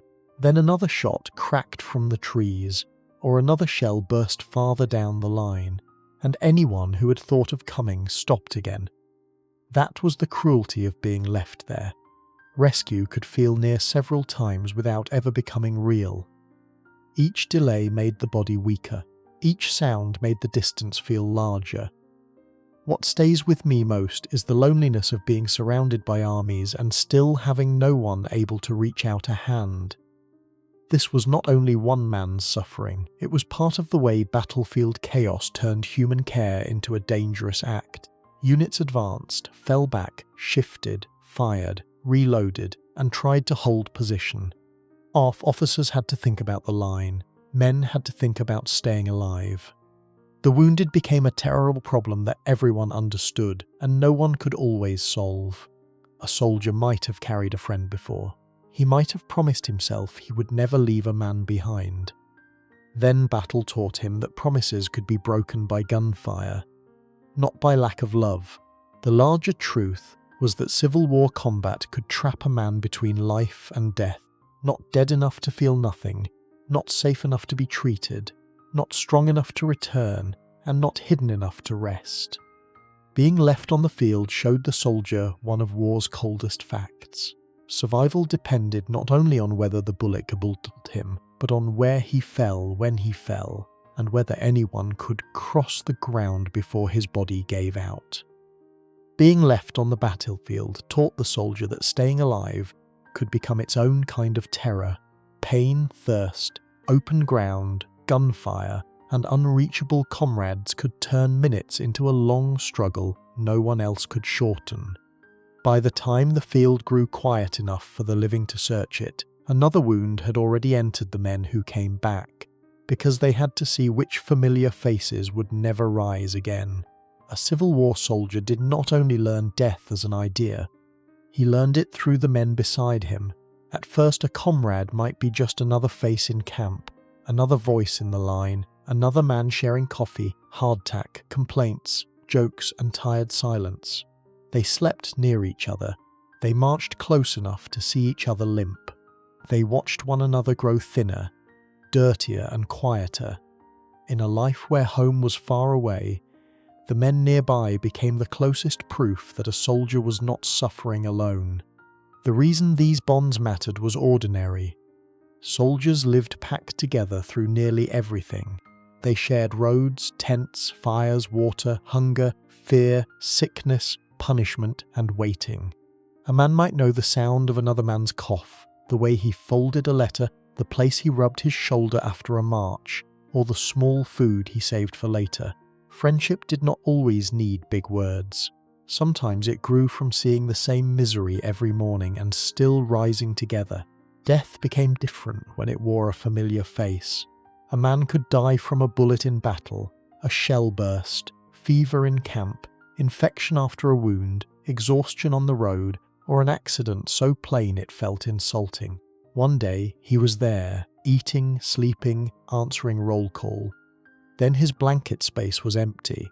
His cup was not used, his ration was not claimed. His letter remained unfinished or unsent. His belongings were gathered because the army could not leave personal things scattered forever. The absence became physical. It is almost cruel how quickly an army could turn a living man into an empty place, a folded blanket, and a few items someone else had to sort through. The body felt grief in tired ways. A soldier might not have the strength to weep loudly. He might stand quieter than usual, eat less, sleep badly, or stare too long at the place where his comrade had been. The shock could settle in the stomach, chest, and hands. He might remember a laugh, a complaint, a promise to write home, or a small habit no one else would notice. War did not always give grief a proper room. It made men carry sorrow while still marching, drilling, eating, and obeying. There was little time to honour every loss. The army kept moving. Orders still came. Fires still needed tending. Rifles still needed cleaning. The sick still coughed. The wounded still groaned. If one man died, the living often had to make space, gather his things, report his name, and continue. A soldier could feel the wrongness of that and still have no power to stop it. He could not ask the war to pause because someone mattered to him. A quiet lesson lived in every empty place. Death was not rare, not distant, and not reserved for the careless. It could take the strong man, the funny man, the quiet man, the young man who had just written home, or the veteran who seemed too familiar with danger to be taken by it. Seeing comrades die taught a soldier that survival was not proof of worth. It was often timing, luck, position, weather, sickness, and the strange accident of where a body happened to be. Modern people often speak of loss as something that deserves time, but a Civil War soldier could lose a friend in the morning and still be expected to answer orders before the day was done. A sad scene could happen after a battle, when the noise had thinned and the living began to understand who was missing. A soldier might return to the camp or line and notice a blanket still rolled, a tin cup lying where it had been left, a haversack no one had picked up. Someone might find a letter tucked among the dead man's things, folded but not mailed. The words inside might be ordinary, asking about home, promising health, saying little about fear. That ordinary letter could hurt more than any grand speech. What stays with me most is that a soldier not only fears his own death, but he also has to watch the people who make army life bearable disappear one by one. This was not only private grief. It changed the regiment. Every death removed a memory, a habit, a voice, and a small piece of trust from the men who remained. The unit might still have a number on paper, but the men inside it knew the gaps. They knew who used to sleep there, who used to complain there, who used to share coffee there. The army counted losses in names and totals. The soldier counted them as missing faces. The larger truth was that witnessing death made each man see his own future more clearly. A dead comrade was not only someone lost, he was a warning. The same bullet, sickness, infection, exhaustion, or bad luck could come for anyone. A soldier looked at the empty blanket and understood that one day his own things might be gathered the same way. His own letter might remain unfinished. His own ration might go unclaimed. Watching comrades die taught the soldier that death was not a distant possibility, but a nearby habit of army life. Every empty blanket, claimed ration, unfinished letter, and gathered bundle of belongings reminded him that a familiar man could vanish almost overnight. Once the living had counted the missing, another hard duty remained, because someone had to put the dead into the ground before the army moved on. Burial after a Civil War battle did not begin with a quiet ceremony. It often began with tired men walking back over ground they had just survived. The firing had slowed or stopped. Smoke still hung in low places. Grass, mud, fence rails, trees and road edges carried the marks of what had happened there. Bodies lay where the fight had left them. Some were in open fields, some were partly hidden in brush, some lay near fences, beside roads, around gun positions, or under trees broken by shell fire.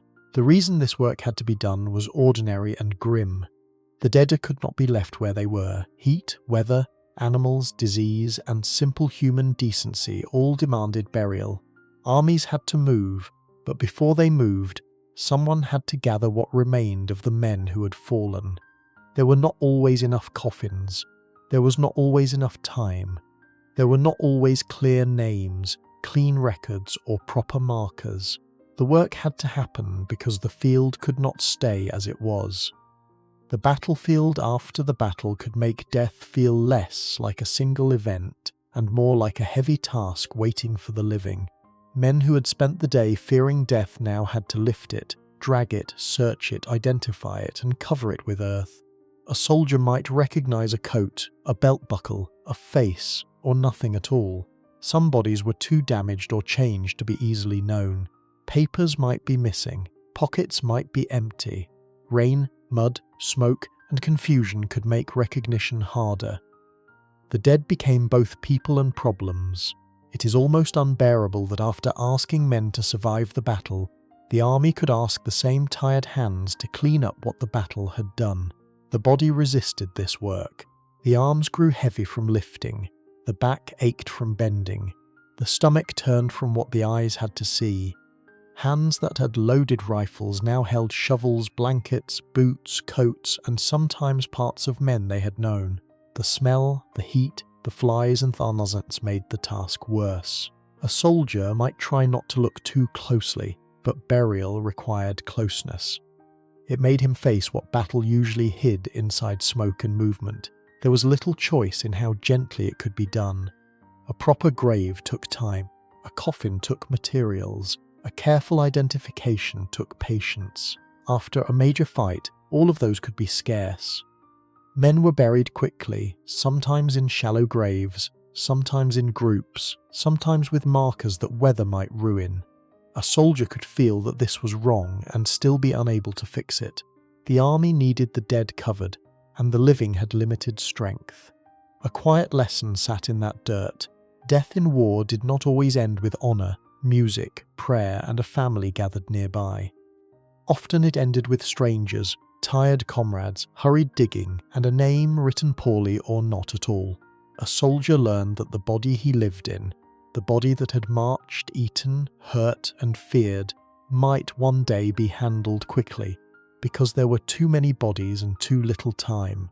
Modern people often imagine burial as a moment of farewell, but for a Civil War soldier, it could become hurried labour done by exhausted men before the army had to move again. A sad scene could happen beside a fence after the fighting ended. A soldier found a body partly turned toward the ground, the uniform stained, the face difficult to know at first. He checked the pockets with care, not out of disrespect, but because a name mattered. Perhaps there was a letter, a small photograph, a Bible, a token, or nothing at all. Nearby, other men dug with slow movements. No one spoke much. Words could not make the work lighter. The fear hidden inside this task was personal. Every man helping with the burial knew that the same thing could happen to him. He might fall in a field where no family could reach him. He might be placed in a grave marked only by a board, or in a trench with others, or under soil that would later lose his name. His mother, wife, father, brother, or child might receive only short notice, a rumour, or no clear answer at all. They might never see where he lay. What stays with me most is that burial forced the living soldier to imagine his own family searching for certainty and receiving almost none. This was not only about death, it was about distance. War separated the fallen from the people who loved them most. A man could die among comrades, but his family might be far away, waiting for a letter that would never come. The army could record a name, send notice, or mark a place. But mistakes happened, bodies were missing, graves were lost, names were confused. The person who had once been fully known at home could become one more uncertain report in wartime paperwork. The larger truth was that Civil War soldiers feared not only being king killed, but being reduced after death, reduced to a body in a field, reduced to a hurried grave, reduced to belongings gathered by someone else, reduced to a sentence sent home. Burial duty showed them that war did not always give the dead dignity equal to their suffering. Sometimes dignity had to be made quickly, with a shovel, a scrap of identification, and the tired decency of men who still had to keep going. Burial after battle taught the soldier that death did not always bring rest, ceremony, or a clear name. Fields, woods, roadsides, fences and gun positions could become hurried graveyards where exhausted men covered the fallen before marching away. When the dead were finally under the ground, the living still had to face the weather above it, because heat, cold, rain, mud and wind kept wearing down every soldier who remained. Weather could seem like the most ordinary thing in a Civil War soldier's life, until he had no house to step into and no dry bed waiting for him. At home, heat, rain, cold, dust and wind were still hard, but a man might have a roof, a stove, a clean shirt, a shaded porch, or at least the choice to stop working for a while. In the army, weather followed him everywhere. It sat on his shoulders during the march, soaked into his clothes at night, dried his throat on the road, and waited beside him even when no enemy was near. The reason was simple. Soldiers lived outdoors more than most men had ever done before. They marched through fields, roads, woods, mud, and open country because the army had to move where the war demanded. They camped where there was space, water, or orders to stop. They could not choose the season. They could not wait for a pleasant day. Heat did not cancel marching. Rain did not cancel guard duty. Cold did not cancel roll call. The weather became part of the army's discipline, though no officer had created it. Summer did not need a battle to punish a man. Heat gathered under wool clothing. Sweat ran down the back and into the eyes. Dust rose from roads and clung to damp skin. Flies gathered around food, animals, waste wounds, and tired faces. The mouth dried quickly, especially after salty rations. Water ran low or turned questionable. A soldier could feel the sun pressing down while his straps pulled at his shoulders and his feet burned inside worn shoes. The day itself seemed to take strength from him. It is almost generous how war gave a man wool, dust, flies, salt meat, bad water, and then expected him to behave as if summer were only a small inconvenience. The body kept losing ground in small ways. Heat made the head ache, sweat carried away strength, thirst made the tongue thick, bad water could bring sickness. Flies spread filth from one place to another, food spoiled faster. Men grew irritable, weak and dizzy. A soldier might not fall all at once. He might simply come slower, quieter, and less able to recover by morning. Sumter did not always strike like artillery. It drained him like a leak no one could see. Winter had its own cruelty. Cold entered through wet socks, thin blankets, stiff coats, and ground that seemed to hold the night inside it. Rain could soak clothing before the temperature dropped. Mud could cling to shoes and trousers. A man might lie down with a damp cloth against his skin and wake with joints stiff, fingers numb, and a cough deeper than before. If firewood was scarce, if tents leaked, or if the march had left men too tired to prepare properly, the cold could turn rest into another form of endurance. There was little power in complaining about any of it. The soldier could pull his coat tighter, huddle near others, stamp his feet, dry what he could, or look for shade when allowed. But he could not order clouds away, soften frozen ground, stop summer dust, or make a wet blanket warm. The weather did not listen to rank, courage, homesickness, or pain. A man might be brave, obedient, and willing, and still be rebuked by a night of cold rain or a day of brutal heat. A quiet lesson was lived in this daily exposure. Comfort was not softness. Comfort was protection. Dry clothing, clean shade, safe water, warmth, and real sleep were not luxuries when the body was being used hard. They were the things that kept a man from breaking down. The Civil War soldier learned that the body could be weakened by ordinary air, ordinary ground, ordinary rain, and ordinary sun when those things came without relief. Modern people often think of weather as something to endure for a few uncomfortable hours, but a Civil War soldier could live inside it for days, weeks, and months, with no real escape. A sad scene could happen on a cold morning after rain. A soldier sat up slowly from damp ground, his blanket heavy, his shoes stiff, and his shirt still wet beneath the coat. Nearby, another man coughed into his sleeve. Someone tried to coax life from a small fire. The camp looked grey, not dramatic, only worn out. No battle had happened during the night. No famous order had been given, yet every man rose weaker than he had lain down. What stays with me most is that the weather did not need hatred to hurt them. It simply stayed with them until their bodies began to give way. This was not only discomfort, weather changed armies, heat slowed marches, cold broke sleep, rain turned roads into mud, dust choked columns, wet clothing invited sickness. Bad conditions made food worse, water worse, tempers worse, and recovery harder. A general might mark movement on a map, but the soldier felt weather in his feet, lungs, skin, stomach, and bones. The larger truth was that Civil War soldiers were worn down by things no one at home would call heroic. Sun, flies, dust, sweat, rain, mud, cold, wet cloth, hard ground, and sleepless nights weakened men before battle ever touched them. War did not need constant fighting to spend a soldier. Sometimes it only needed another day outside. Weather taught the soldier that suffering did not require gunfire. Heat, cold, rain, dust, flies, thirst, wet clothing, and hard ground could weaken a man even on days when no battle came. Once the body had been worn thin by weather, the hardest hours could be the quiet ones when nothing happened except waiting for the next order and fearing what it might bring. Waiting could make a Civil War soldier tired in a way marching did not. On some days no battle came, no charge was ordered, and no enemy appeared clearly across the field. The camp might look ordinary from a distance. Men sat near tents, cleaned rifles, mended clothing, boiled coffee, watched roads and listened for news.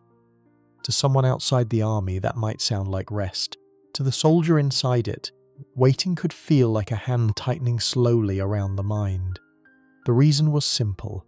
A soldier rarely knew enough. He waited for orders because officers knew more than he did, claved to. He waited because wagons might be late. He waited for letters because home moved at the speed of mail. He waited for marching orders because the regiment could be sent away with little warning. He waited for rumours to become truth or disappear. Each day could seem quiet, but it was quiet with a question inside it. Would they move tonight? Would they fight tomorrow? Would the letter come? Would the food arrive? Would someone say the enemy was near? The stillness was not peaceful because it never fully belonged to the men. A soldier could sit on the ground and still feel as if he might be ordered up at any moment. A half-cleaned rifle, a half-eaten ration, a half-written letter, a half-hour of sleep, all of it could be interrupted. The body wanted to relax, but the mind stayed near the edge of alarm. Waiting did not remove danger. It only hid the time when danger would return.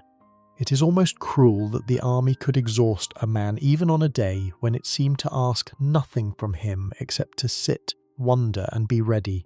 The body carried that strain quietly. A man might eat without appetite.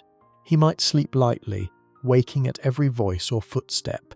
He might clean his rifle again because his hands needed something to do. His shoulders stayed tense. His thoughts moved in circles. Bad sleep, poor food, heat, cold, sickness, and fear all became worse when there was nothing clear to face. A battle gave terror a direction. Waiting lets terror spread into everything.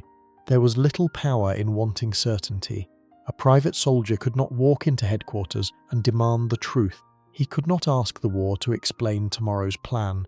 He could hear one rumour in the morning, another by noon, and a third by evening. One man said they would march. Another said they would stay. Another said a great battle was coming. Another said the enemy had already moved away. The soldier had to live under all of those possibilities at once. A quiet lesson lived inside those empty hours. Fear did not need noise to work on a man. It could grow in silence, in pauses, in unfinished letters, in footsteps near the tent, in the sight of officers speaking together at a distance. A soldier learned that not knowing was its own hardship. The mind tries to prepare, but it cannot prepare for everything, so it keeps watch even when the eyes look calm. Modern people often think waiting is passive, but for a Civil War soldier, waiting could mean keeping the whole body ready for a future no one would explain to him. A sad scene could happen late in the afternoon when the light was fading and nothing had happened all day. A soldier sat with a letter on his knee, trying to write something steady for home. He wanted to sound well. He wanted to say the regiment was safe, or that they would not fight soon, or that he expected to return, but he did not know any of that. Around him, men watched the road, checked their packs, asked about rations, and glanced toward officers whenever a horse approached. The letter remained unfinished because honesty and comfort were hard to fit on the same page. What stays with me most is how a man could be surrounded by hundreds of others and still feel alone with the question of what tomorrow might do to him. This was not only nervousness. Waiting shaped the whole army. Men who waited too long became restless, irritable, suspicious, and tired before orders even came. Rumours could lift spirits or ruin them. A delayed ration could sour a camp. A missing letter could darken a man for days. The army needed obedience, but obedience was harder when men were left with too much time to imagine the worst. The larger truth was that Civil War soldiers did not suffer only in motion or battle. They suffered in the pauses too. Waiting took their freedom without giving them action. It made them ready without making them informed. It kept them close to danger while denying them the relief of knowing its shape.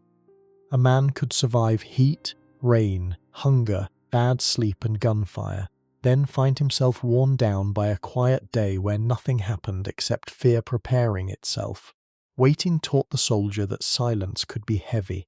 Orders, letters, rations, rumours, marches, and the threat of battle could hang over him for hours or days, keeping his mind tense even when his body sat still. When the waiting finally ended badly, Some men did not march into battle at all, but into capture, where hunger, sickness, and confinement could make time feel even slower. Capture could begin with a soldier realizing that the battle had moved beyond him. Maybe his unit had broken down. Maybe he had been wounded. Maybe he had lost the road, lost the line, or found himself surrounded by enemy troops with rifles already raised. The moment might not feel dramatic in the way stories make it sound. It could feel plain, stunned, and humiliating. A man who had feared death now had to face something slower. He was still alive, but his own army was no longer around him. The reason capture terrified men was simple. A prisoner no longer belonged to his regiment in any useful way. He could not march where his officers ordered, eat from his own company's ration, sleep near familiar comrades, or trust that someone nearby knew his name. He was moved by the enemy. He was counted by the enemy. He waited on the enemy's supplies, decisions, guards, and mercy. For a soldier already worn down by battle, weather, hunger, and sickness, that loss of control could feel like another kind of wound. The prison camp did not need to look like a battlefield to destroy a man. Crowded ground, poor shelter, weak rations, dirty water, disease, and exhaustion could do the work slowly. A prisoner might arrive thinking that the worst part was being captured. Then he saw men lying thin and hollow-eyed, waiting for food that was not enough, water that was not clean, and care that might never come. Places like Andersonville became feared because they showed how confinement could turn survival into a daily reduction of the body. It is almost unbearable that a man could escape being killed in battle, only to be kept alive just long enough for hunger, filth, and sickness to take their time with him. The body changed under prison conditions. Hunger sharpened the face. The stomach cramped and then seemed to shrink around emptiness. Weak food made the legs unsteady. Bad water could bring diarrhea and fever. Lack of shelter left men exposed to heat, rain, cold, and mud. Skin became dirty and sore. Wounds healed badly or did not heal at all. Sickness spread because too many bodies were too close with too little cleanliness. A man could begin to look older within weeks. There was little a prisoner could do to defend himself against that decline. He could not leave the camp to find better food. He could not choose clean water if none was given. He could not force medicine into existence. He could not make the guards care more, or the supplies arrive faster, or the crowd thin out around him. He could trade, beg, save crumbs, share with a friend, or search for a better patch of ground, but these were small acts against a much larger misery. A quiet lesson lived inside prison life. War did not stop hurting a soldier after his weapon was taken away. Without a rifle, he was no longer a fighter, but his body was still being spent by the war. Hunger became an enemy, disease became an enemy, time became an enemy. The days no longer moved toward a clear battle or a march. They stretched into waiting, weakness, and the fear that no exchange, release, or rescue would come before the body gave out. Modern people often imagine captivity as being locked away from danger, but for a Civil War prisoner, captivity could mean being locked inside hunger, disease, crowding, and helplessness every hour of the day. A sad scene could happen near the edge of a prison enclosure. A captured soldier sat on the bare ground, knees drawn close, watching other men move slowly as if every step had to be argued with. His clothes were dirty and loose. His mouth was dry. A small ration in his hand looked too poor to be called a meal, but he guarded it anyway because there might osloon. Nearby, a sick man lay under an almost no shelter, his breathing shallow, while others looked at him with the tired understanding that help was probably not coming. What stays with me most is that prison took away even the small comfort of movement, leaving a man to weaken in one place while the world outside continued without him. This was not only a story of cruel guards or bad luck, it was also the failure of systems under the weight of war. Too many prisoners, too little food, poor sanitation, limited medicine, broken exchange systems, and hard decisions from distant authorities all ended up inside the prisoner's body. Each shortage became thinner arms. Each delay became another fever. Each failure of planning became another man lying in the dirt. The larger truth was that being captured changed danger from sudden violence into slow disappearance. A prisoner did not always die with noise around him. He could fade in a crowded camp, lose strength day by day, and become one more hollow face among thousands. The battlefield had frightened him because death could arrive quickly. Prison frightened him because death could take it. Captivity taught the soldier that surviving battle did not always mean returning to life. Crowding hunger, dirty water, disease exposure, and helpless waiting could wear a prisoner down more slowly than bullets, but just as surely. For some soldiers, another burden waited beyond capture itself, because black troops faced a danger tied not only to war, but to freedom, hatred, and the question of whether surrender would protect them at all. A black Union soldier did not put on the uniform with the same weight as every other man. He still carried the rifle, the blanket, the cartridge box, the canteen, and the tired body that army life demanded. He still faced hunger, marching, disease, bad water, poor sleep, and battle. But for him, the uniform carried something more. It was not only a sign that he had joined the army, it was proof that he was standing inside a war where his own freedom, his family's future, and his human dignity were tied to what happened on the field. The reason this mattered was plain. Many black soldiers fought for the Union because the war had become more than a fight over territory, flags, or command. It touched the question of slavery, freedom, citizenship, and whether black men would be seen as men at all. Some had escaped slavery. Some had been free before the war. Some had families still living under threat. When they marched, they were not only moving as soldiers, they were carrying the hope that service might prove what should never have needed proving. Their danger was heavier because the enemy did not always see them as ordinary prisoners or ordinary soldiers. A white Union soldier feared capture, hunger, disease, and death. A black Union soldier feared those things too, but also the chance of harsher treatment, re-enslavement, murder, or cruelty meant to punish the very idea of his uniform. The battlefield was already dangerous. For him, surrender itself could feel uncertain, because being captured did not always promise the same protection other soldiers expected. It is almost sickening that a man could risk his life for a country, then still have to prove that the uniform on his body deserved the same respect as anyone else's. The body carried the same military suffering, but the mind carried an added strain. He marched with sore feet and aching shoulders, but also with the knowledge that failure could mean more than defeat. He stood in battle knowing that courage might not protect him from hatred if the line broke. He endured camp life while also enduring insults, doubt, and unfair treatment. In the early part of black military service, unequal pay made the insult plain. The army could ask for the same danger while not always offering the same respect. There was little escape from that pressure. A black soldier could not set aside the meaning others placed on his presence. If he fought bravely, some would still doubt him. If he grew afraid, that fear might be used against all men who looked like him. If he failed, enemies could treat that failure as proof. He did not carry only his own reputation. Unfairly, he carried a larger argument on his back, along with the rifle, the pack, the food, and the fatigue. A quiet lesson lived inside his service.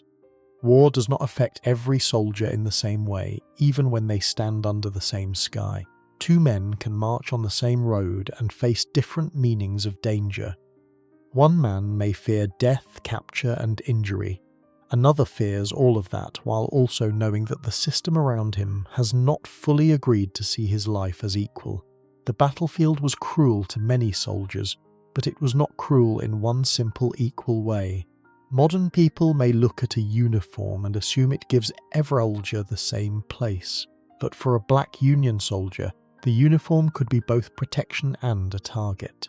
A sad scene could happen before battle, as black soldiers check their weapons with the same quiet movements as anyone else. A man might adjust his cartridge box, smooth the front of his coat, and think of a wife, a mother, a child, or a parent still hoping for a world beyond bondage. Around him, other men looked serious, not because they lacked courage, but because they understood what was at stake. Their fear was not only the fear of being hit, it was the fear that if they fell into enemy hands, the rules might change the moment they needed protection most. What stays with me most is that these men had to carry both the ordinary terror of war and the colder burden of fighting for dignity that should have already belonged to them. This was not only a military story, it was a social one.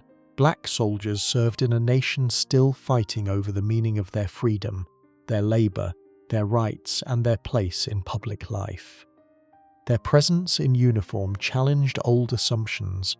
Their courage made arguments that speeches alone could not make. Yet the cost of making that argument fell on real bodies, real families, and real men who could bleed, hunger, tire, and fear like anyone else. The larger truth was that black Civil War soldiers faced the same war and another war inside it. They fought the enemy in front of them, but also the contempt, unequal treatment, and violent threat attached to their race and freedom. Their service showed that soldier life was not a single experience. For some men, survival meant coming home alive. For black soldiers, survival also meant holding on to the hope that the country they served would one day honour the humanity they had risked everything to defend. Black Union soldiers taught the war a truth it had tried to avoid, that courage and dignity were not limited by race. Their burden was heavier because battle, capture, discrimination, unequal treatment, and the hope of freedom all pressed on the same body at once. Beyond the battlefield, another kind of pain waited in the letters from home, where every soldier had to wonder what was happening to the people he could no longer protect. A Civil War soldier could be far from home and still carry the house with him every day. It might be folded inside a letter, tucked near his chest, or held in the mind during a quiet hour beside the fire. He could be sitting in camp with a rifle nearby, pour food in his hand and mud on his boots, but his thoughts might be back at a kitchen table, a sick parent's bed, a field that needed work, or a child too young to understand why he had gone away. The reason was ordinary. Most soldiers had not left behind empty lives. They had wives, children, mothers, brothers, sisters, farms, shops, debts, rent, animals, crops, and unfinished duties. War took the man away, but it did not stop the needs at home. A field still had to be planted. A roof still leaked. A baby still cried. A creditor still waited. A mother still grew older. The soldier could march for the army, but part of him stayed behind with the people who depended on him. A letter from home could feel like comfort until the words inside reminded him of everything he could not touch. News of sickness, hunger, money trouble, a poor harvest, or a lonely wife could hurt more than silence. Even good news could make him ache. A child had spoken a new word. A brother had repaired the fence. A wife had managed the house alone. He was glad to know it, but each detail also proved that life was continuing without him, and that the people he loved were carrying burdens he should have helped carry. It is almost cruel that the same letter could keep a soldier alive in spirit and wound him in the same moment. The body felt that worry too. A man could lose his appetite after reading bad news. He could sleep poorly, staring into the dark while others coughed or shifted nearby. His hands might work through the motions of cleaning a ruffle while his mind counted debts, imagined empty cupboards, or wondered whether his father's illness had worsened. Worry made the march heavier. It made camp quieter. It made waiting harder.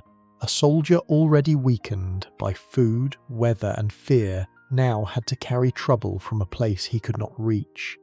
There was almost nothing he could do.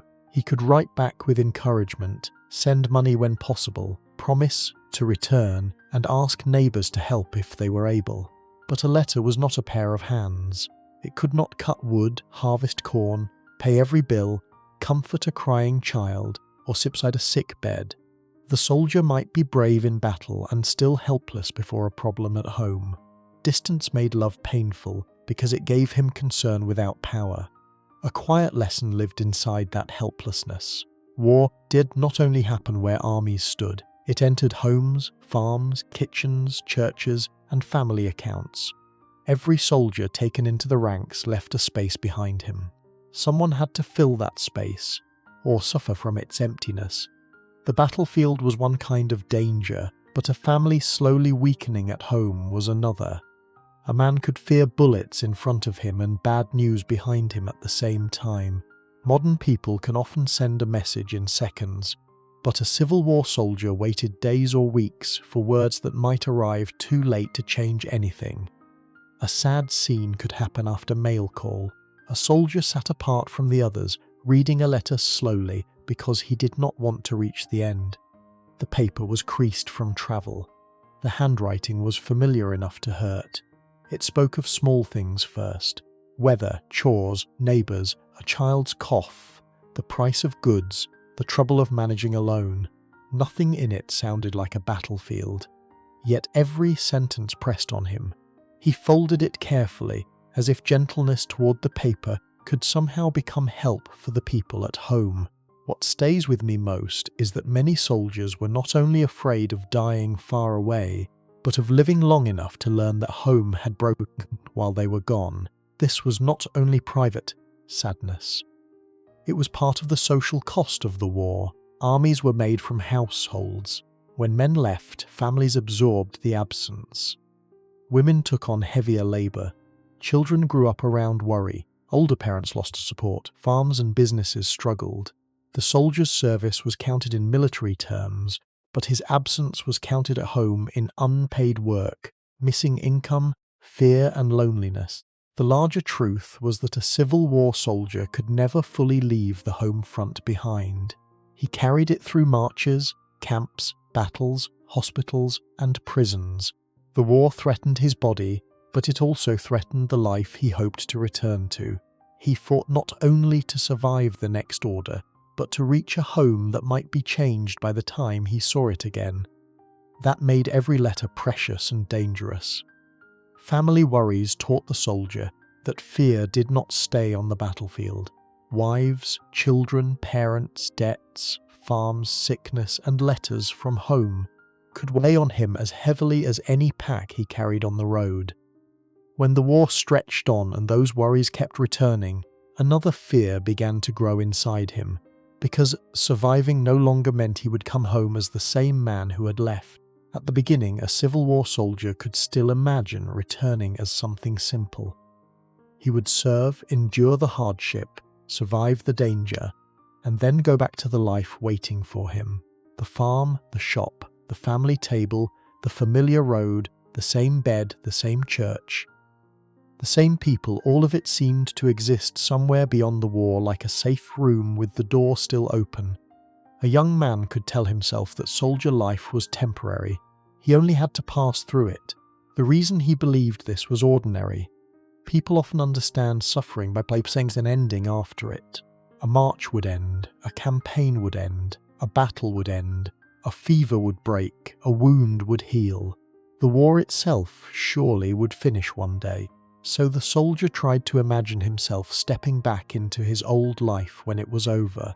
He might picture the relief of taking off the uniform, sleeping indoors, eating at home, holding his family, and being known again as more than a man in a line. But the war did not wait until the final day to change him. It worked in small pieces. Hunger changed him. Bad sleep changed him. Disease changed him. Watching friends die changed him. Seeing bodies buried quickly changed him. Waiting without answers changed him. Fear changed him. Wounds, even when they healed, left memory inside the flesh. A man could survive each event separately and still become someone different because of all of them together. It is almost cruel how war can take a man apart without killing him, then let everyone at home believe survival means he has been returned whole. The body kept the record first. He might become thinner, slower, stiffer, or older in the face. His hands might shake when he was too tired. His sleep might stay broken even on quiet nights. A cough could linger. A scar could pull when the weather changed. His stomach might never trust food the same way after months of poor rations and sickness. The body learned habits from war that did not disappear simply because the guns stopped. The mind changed too, often in ways harder to explain. A sudden sound could bring back the field. Smoke, rain, mud, shouting, or the smell of damp clothing could carry him somewhere he did not want to go. He might grow quiet in crowds. He might dislike being asked too many questions. He might look at ordinary comfort and feel grateful, then guilty, then distant. A man could come home and still feel that part of him was standing in camp, waiting for an order. A quiet lesson lived inside that fear. Survival is not the same as being untouched. A soldier could live through battle, prison, sickness, hunger, and marching, yet return with pieces of himself worn thin. The people at home might expect the old son, husband, father, brother, or friend. He might want to be that man again. But wanting did not erase what he had seen, done, feared, and carried. Modern people often speak of coming home as the end of danger, but for a Civil War soldier, home could be the first place where he realized how much of him had not come back easily. A sad scene could happen after the war in a room that should have felt peaceful. A soldier sat at his own table, hearing familiar voices around him, seeing food that was not army ration, feeling the roof above him, and still not fully resting. Someone might speak of ordinary matters, crops, bills, neighbours, weather, and he might try to listen. Then a chair scraped sharply, or a door slammed, or a child cried suddenly, and his body reacted before his mind could stop it. The room was safe, but his nerves had not been told. What stays with me most is that the thing he wanted most, returning home, could also reveal how far away he had been carried inside himself. This was not only one man's sadness, it was part of what long wars do to families and communities. Men returned with injuries people could see and others they could not. Families were grateful, but gratitude did not always bring understanding. Work had to resume, bills had to be paid, children had grown, parents had aged. The returned soldier was expected to fit back into a place that had changed while he had changed too. The larger truth was that Civil War survival could be unfinished. A man might leave the battlefield alive and still spend years carrying it in his sleep, his body, his temper, his silence, and his memories. The war did not only decide who died, it decided who came back altered. That was one of its coldest costs, because a living man could still lose the version of himself that had once believed war would be temporary. The long war taught the soldier that survival did not promise a full return to the man he used to be. Disease, hunger, fear, death, wounds, exhaustion, and waiting could change him so slowly that he only understood it when peace no longer felt simple. Even before he reached home, the army still demanded obedience from that changed body, because weakness, grief, fear, and fatigue were never allowed to excuse him for long. Military discipline could feel most merciless on the morning after something had already broken a man. A soldier might wake sick, sore, frightened, grieving, hungry, or half numb from a bad night. But the camp did not ask whether his heart was ready. The roll still had to be called. The rifle still had to be cleaned. The guard post still had to be filled. The road still waited for marching orders to come. A man could lose a friend, cough through the night, or tremble after battle, and still be expected to stand where the army placed him. The reason was simple. An army could not run on each soldier's private suffering. It needed men counted, armed, fed, moved, watched, and held together. Officers feared disorder because disorder could spread quickly through tired men. If one man left his place, another might follow. If one man refused an order, others might think refusal was possible. If fear were allowed to rule openly, the line could break before the enemy even arrived. So discipline, became the hard frame around every exhausted body. A soldier learned that pain did not automatically excuse him from duty. Fever might bend him, but if he was not judged too sick, he still had to answer. Grief might hollow him out, but the army still expected him to move. Fear might shake his hands, but the rifle remained in them. The cruel part was not only that he had to obey, it was that obedience often had to happen before he had time to understand what he felt. The army gave him tasks faster than sorrow could settle. It is almost impressive how war could take a man's sleep, food, health, friends and peace, then punish him if he failed to stand straight afterward. The body carried discipline like another weight. A tired soldier might drag himself to formation with stiff legs and swollen feet. A sick man might try to hide weakness, because being seen as unreliable could follow him. A grieving man might keep his face plain, because too much feeling had no useful place in the ranks. A frightened man might force his hands to stay steady, because panic could be judged as failure, not injury. The uniform made all these men look more similar than they felt inside. There was little room to explain. A private soldier could not always tell an officer that his mind was full of the friend buried yesterday, or that his stomach had not held food, or that his nerves still jumped at every sharp sound. He might be heard with patience, he might not. He might be sent to duty anyway. In a hard campaign, sympathy was often smaller than need. The post had to be guarded, the line had to move, the order had to be carried out. A quiet lesson lived inside that pressure. Discipline kept armies from falling apart, but it did not remove human limits. It only forced men to step over them again and again. A soldier learned to hide weakness, because weakness could bring punishment, shame, or suspicion. But hidden weakness did not vanish. It stayed in the muscles, the stomach, the eyes, and the sleep. A man could look obedient and still be breaking down privately. Modern people are often told to rest when they are sick, shaken, or grieving, but a Civil War soldier could be ordered back into duty while those feelings were still raw inside him. A sad scene could happen just after dawn. A soldier stood in line with a face that looked empty from a distance. The man who had slept beside him for weeks was gone. His own body ached from marching. His stomach felt sour from poor food. He had not slept well because the camp had been cold and full of coughing. Still, when his name was called, he answered.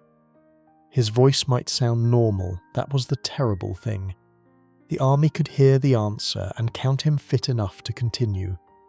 Later, he might be sent to guard duty. He stood with the rifle in his hands, watching a road or a tree line, while his thoughts moved somewhere else.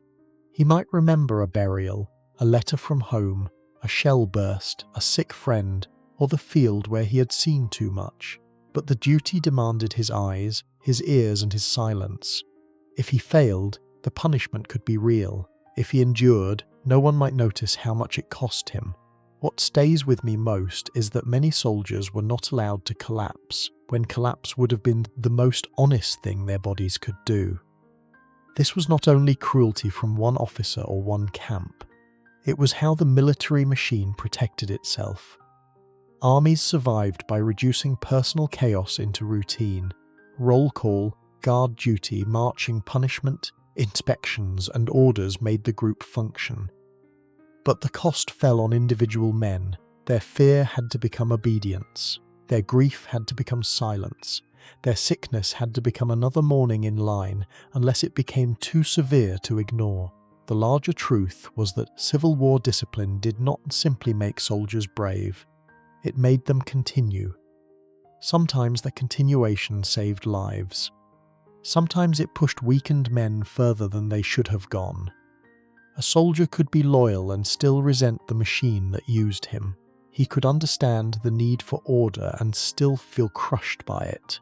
The army needed him steady, but war had already made steadiness hard. Military discipline taught the soldier that suffering did not always earn him rest. Illness, grief, fear, exhaustion, and loss could remain inside him, while roll call, guard duty, marching, and punishment kept demanding the outside shape of obedience. When the war finally released him from that discipline, another trial began at home, where peace looked familiar, but the soldier himself no longer felt easy to understand. Coming home could look like the ending a Civil War soldier had been waiting for. The road might lead back to a farm, a town street, a small house, a familiar gate, or a doorway where someone had imagined his return for months or years. There could be relief at the first sight of him. A wife might hold still for a moment before believing it. A mother might see the uniform before she sees the face. A child might stare at him as if the man in front of them belonged to a story they had heard too many times. The reason home mattered so much was ordinary. It was the place he had carried in letters, memory, and worry. It was the place that made the marching bearable and the waiting less empty. During the war, he had told himself that home would be where the body finally rested, where food was real again, where sleep could stretch through the night, and where no officer would call him up before dawn. He had imagined return as a kind of repair, but peace did not always know how to repair what war had changed. A soldier could come back with a missing limb, a stiff joint, a wound that ached in bad weather, a cough that never fully left, or a stomach weakened by camp sickness and poor food. He could come back poor, without his old strength, without his old work, or without the easy confidence he once had in his own body. The battlefield might be far behind him, but parts of it had travelled home inside his nerves, sleep, scars, and silence.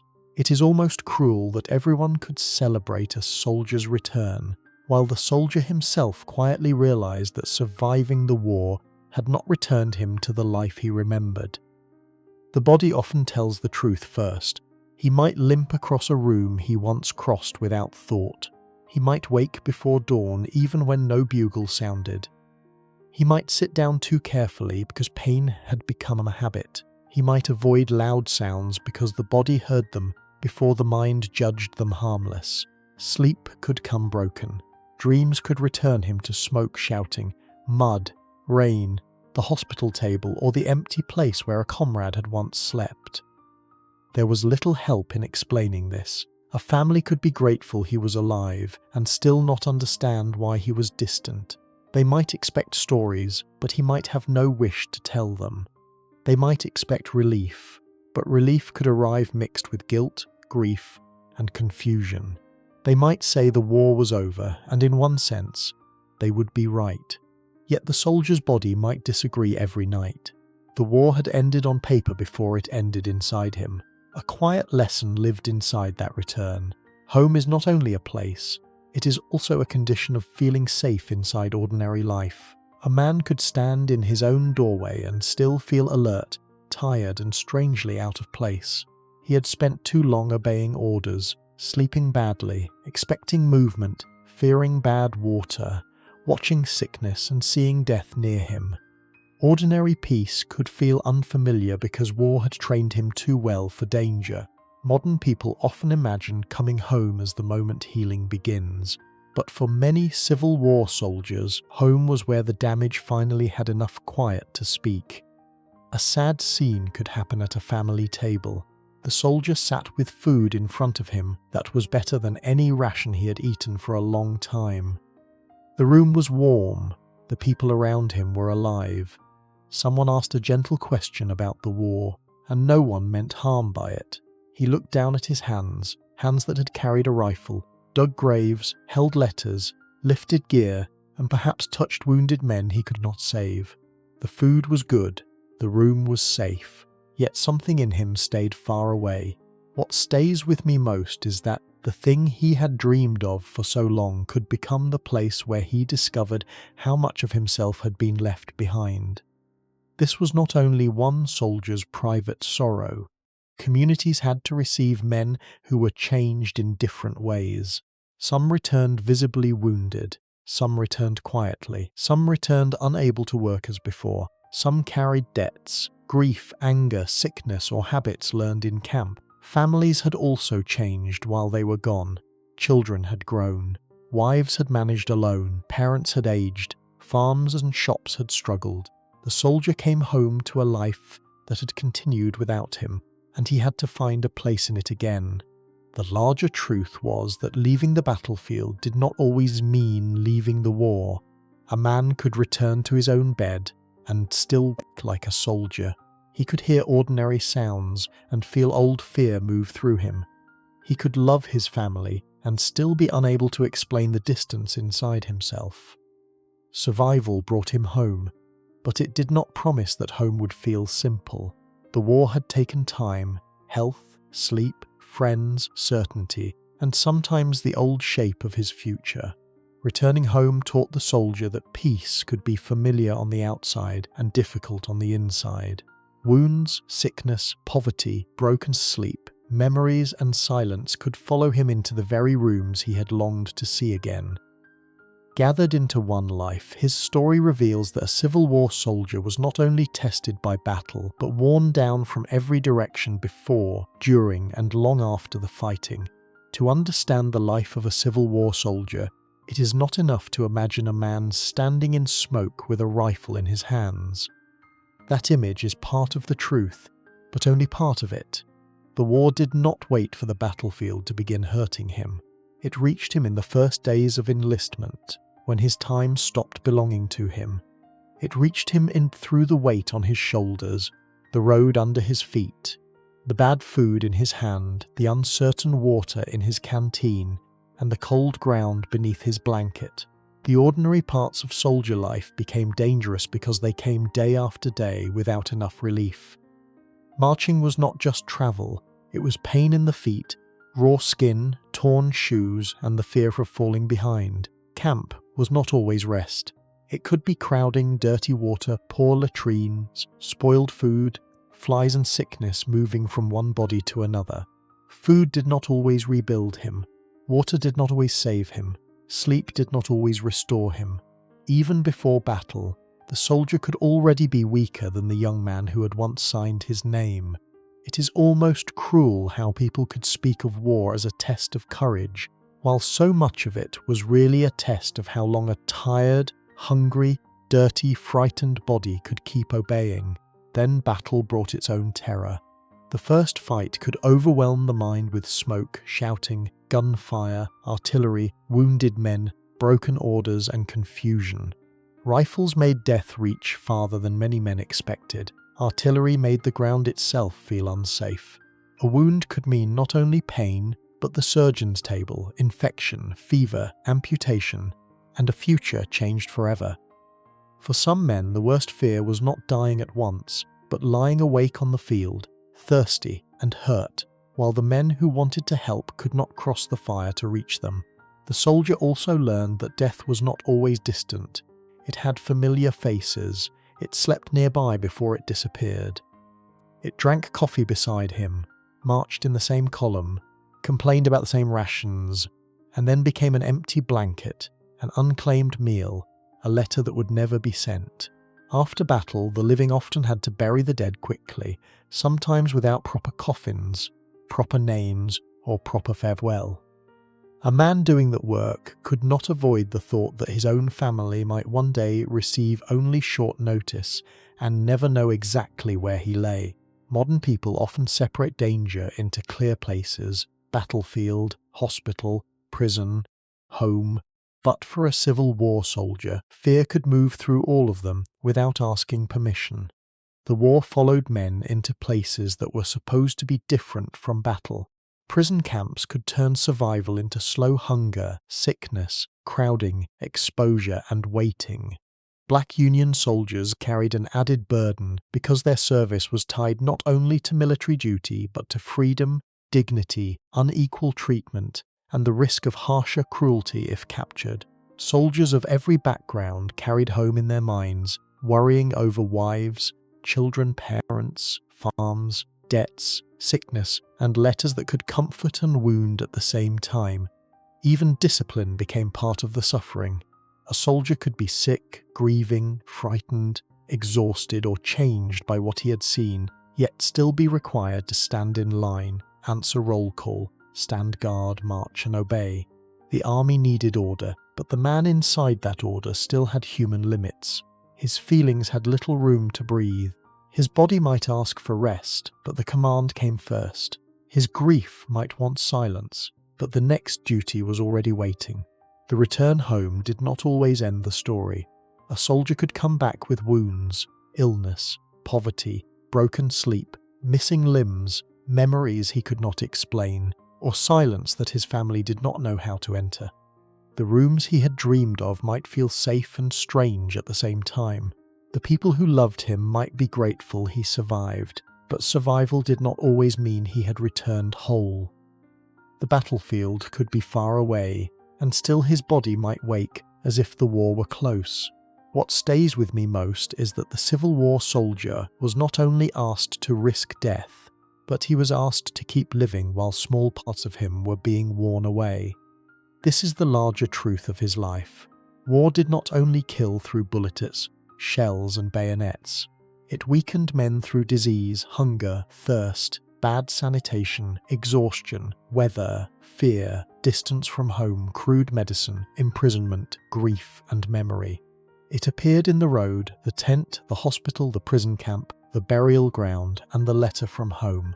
It could turn courage into obedience, hope into endurance, and survival into a long return that did not always feel complete.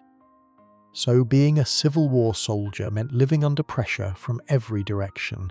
The body was spent by marching and sickness. The mind was worn down by waiting and fear. The heart was bruised by letters, losses, and the faces of men who vanished from the line. The future was changed by wounds, poverty, and memories that followed him home. The final truth is plain and heavy. The war not only takes lives, it also took strength, sleep, innocence, certainty, and sometimes the old shape of a man's life. The life of a Civil War soldier shows that war is not only the moment of battle, but the long wearing down of a human being before, during, and after the guns. He faced bullets, sickness, hunger, dirty water, sleepless nights, rough roads, bad weather, wounds, prisons, and grief, and the fear that even survival might not bring him back unchanged. And now, as this story settles into quiet, let the soldier finally step away from the road, let the campfires grow dim, and let the night close gently around you. Good night, and sleep well.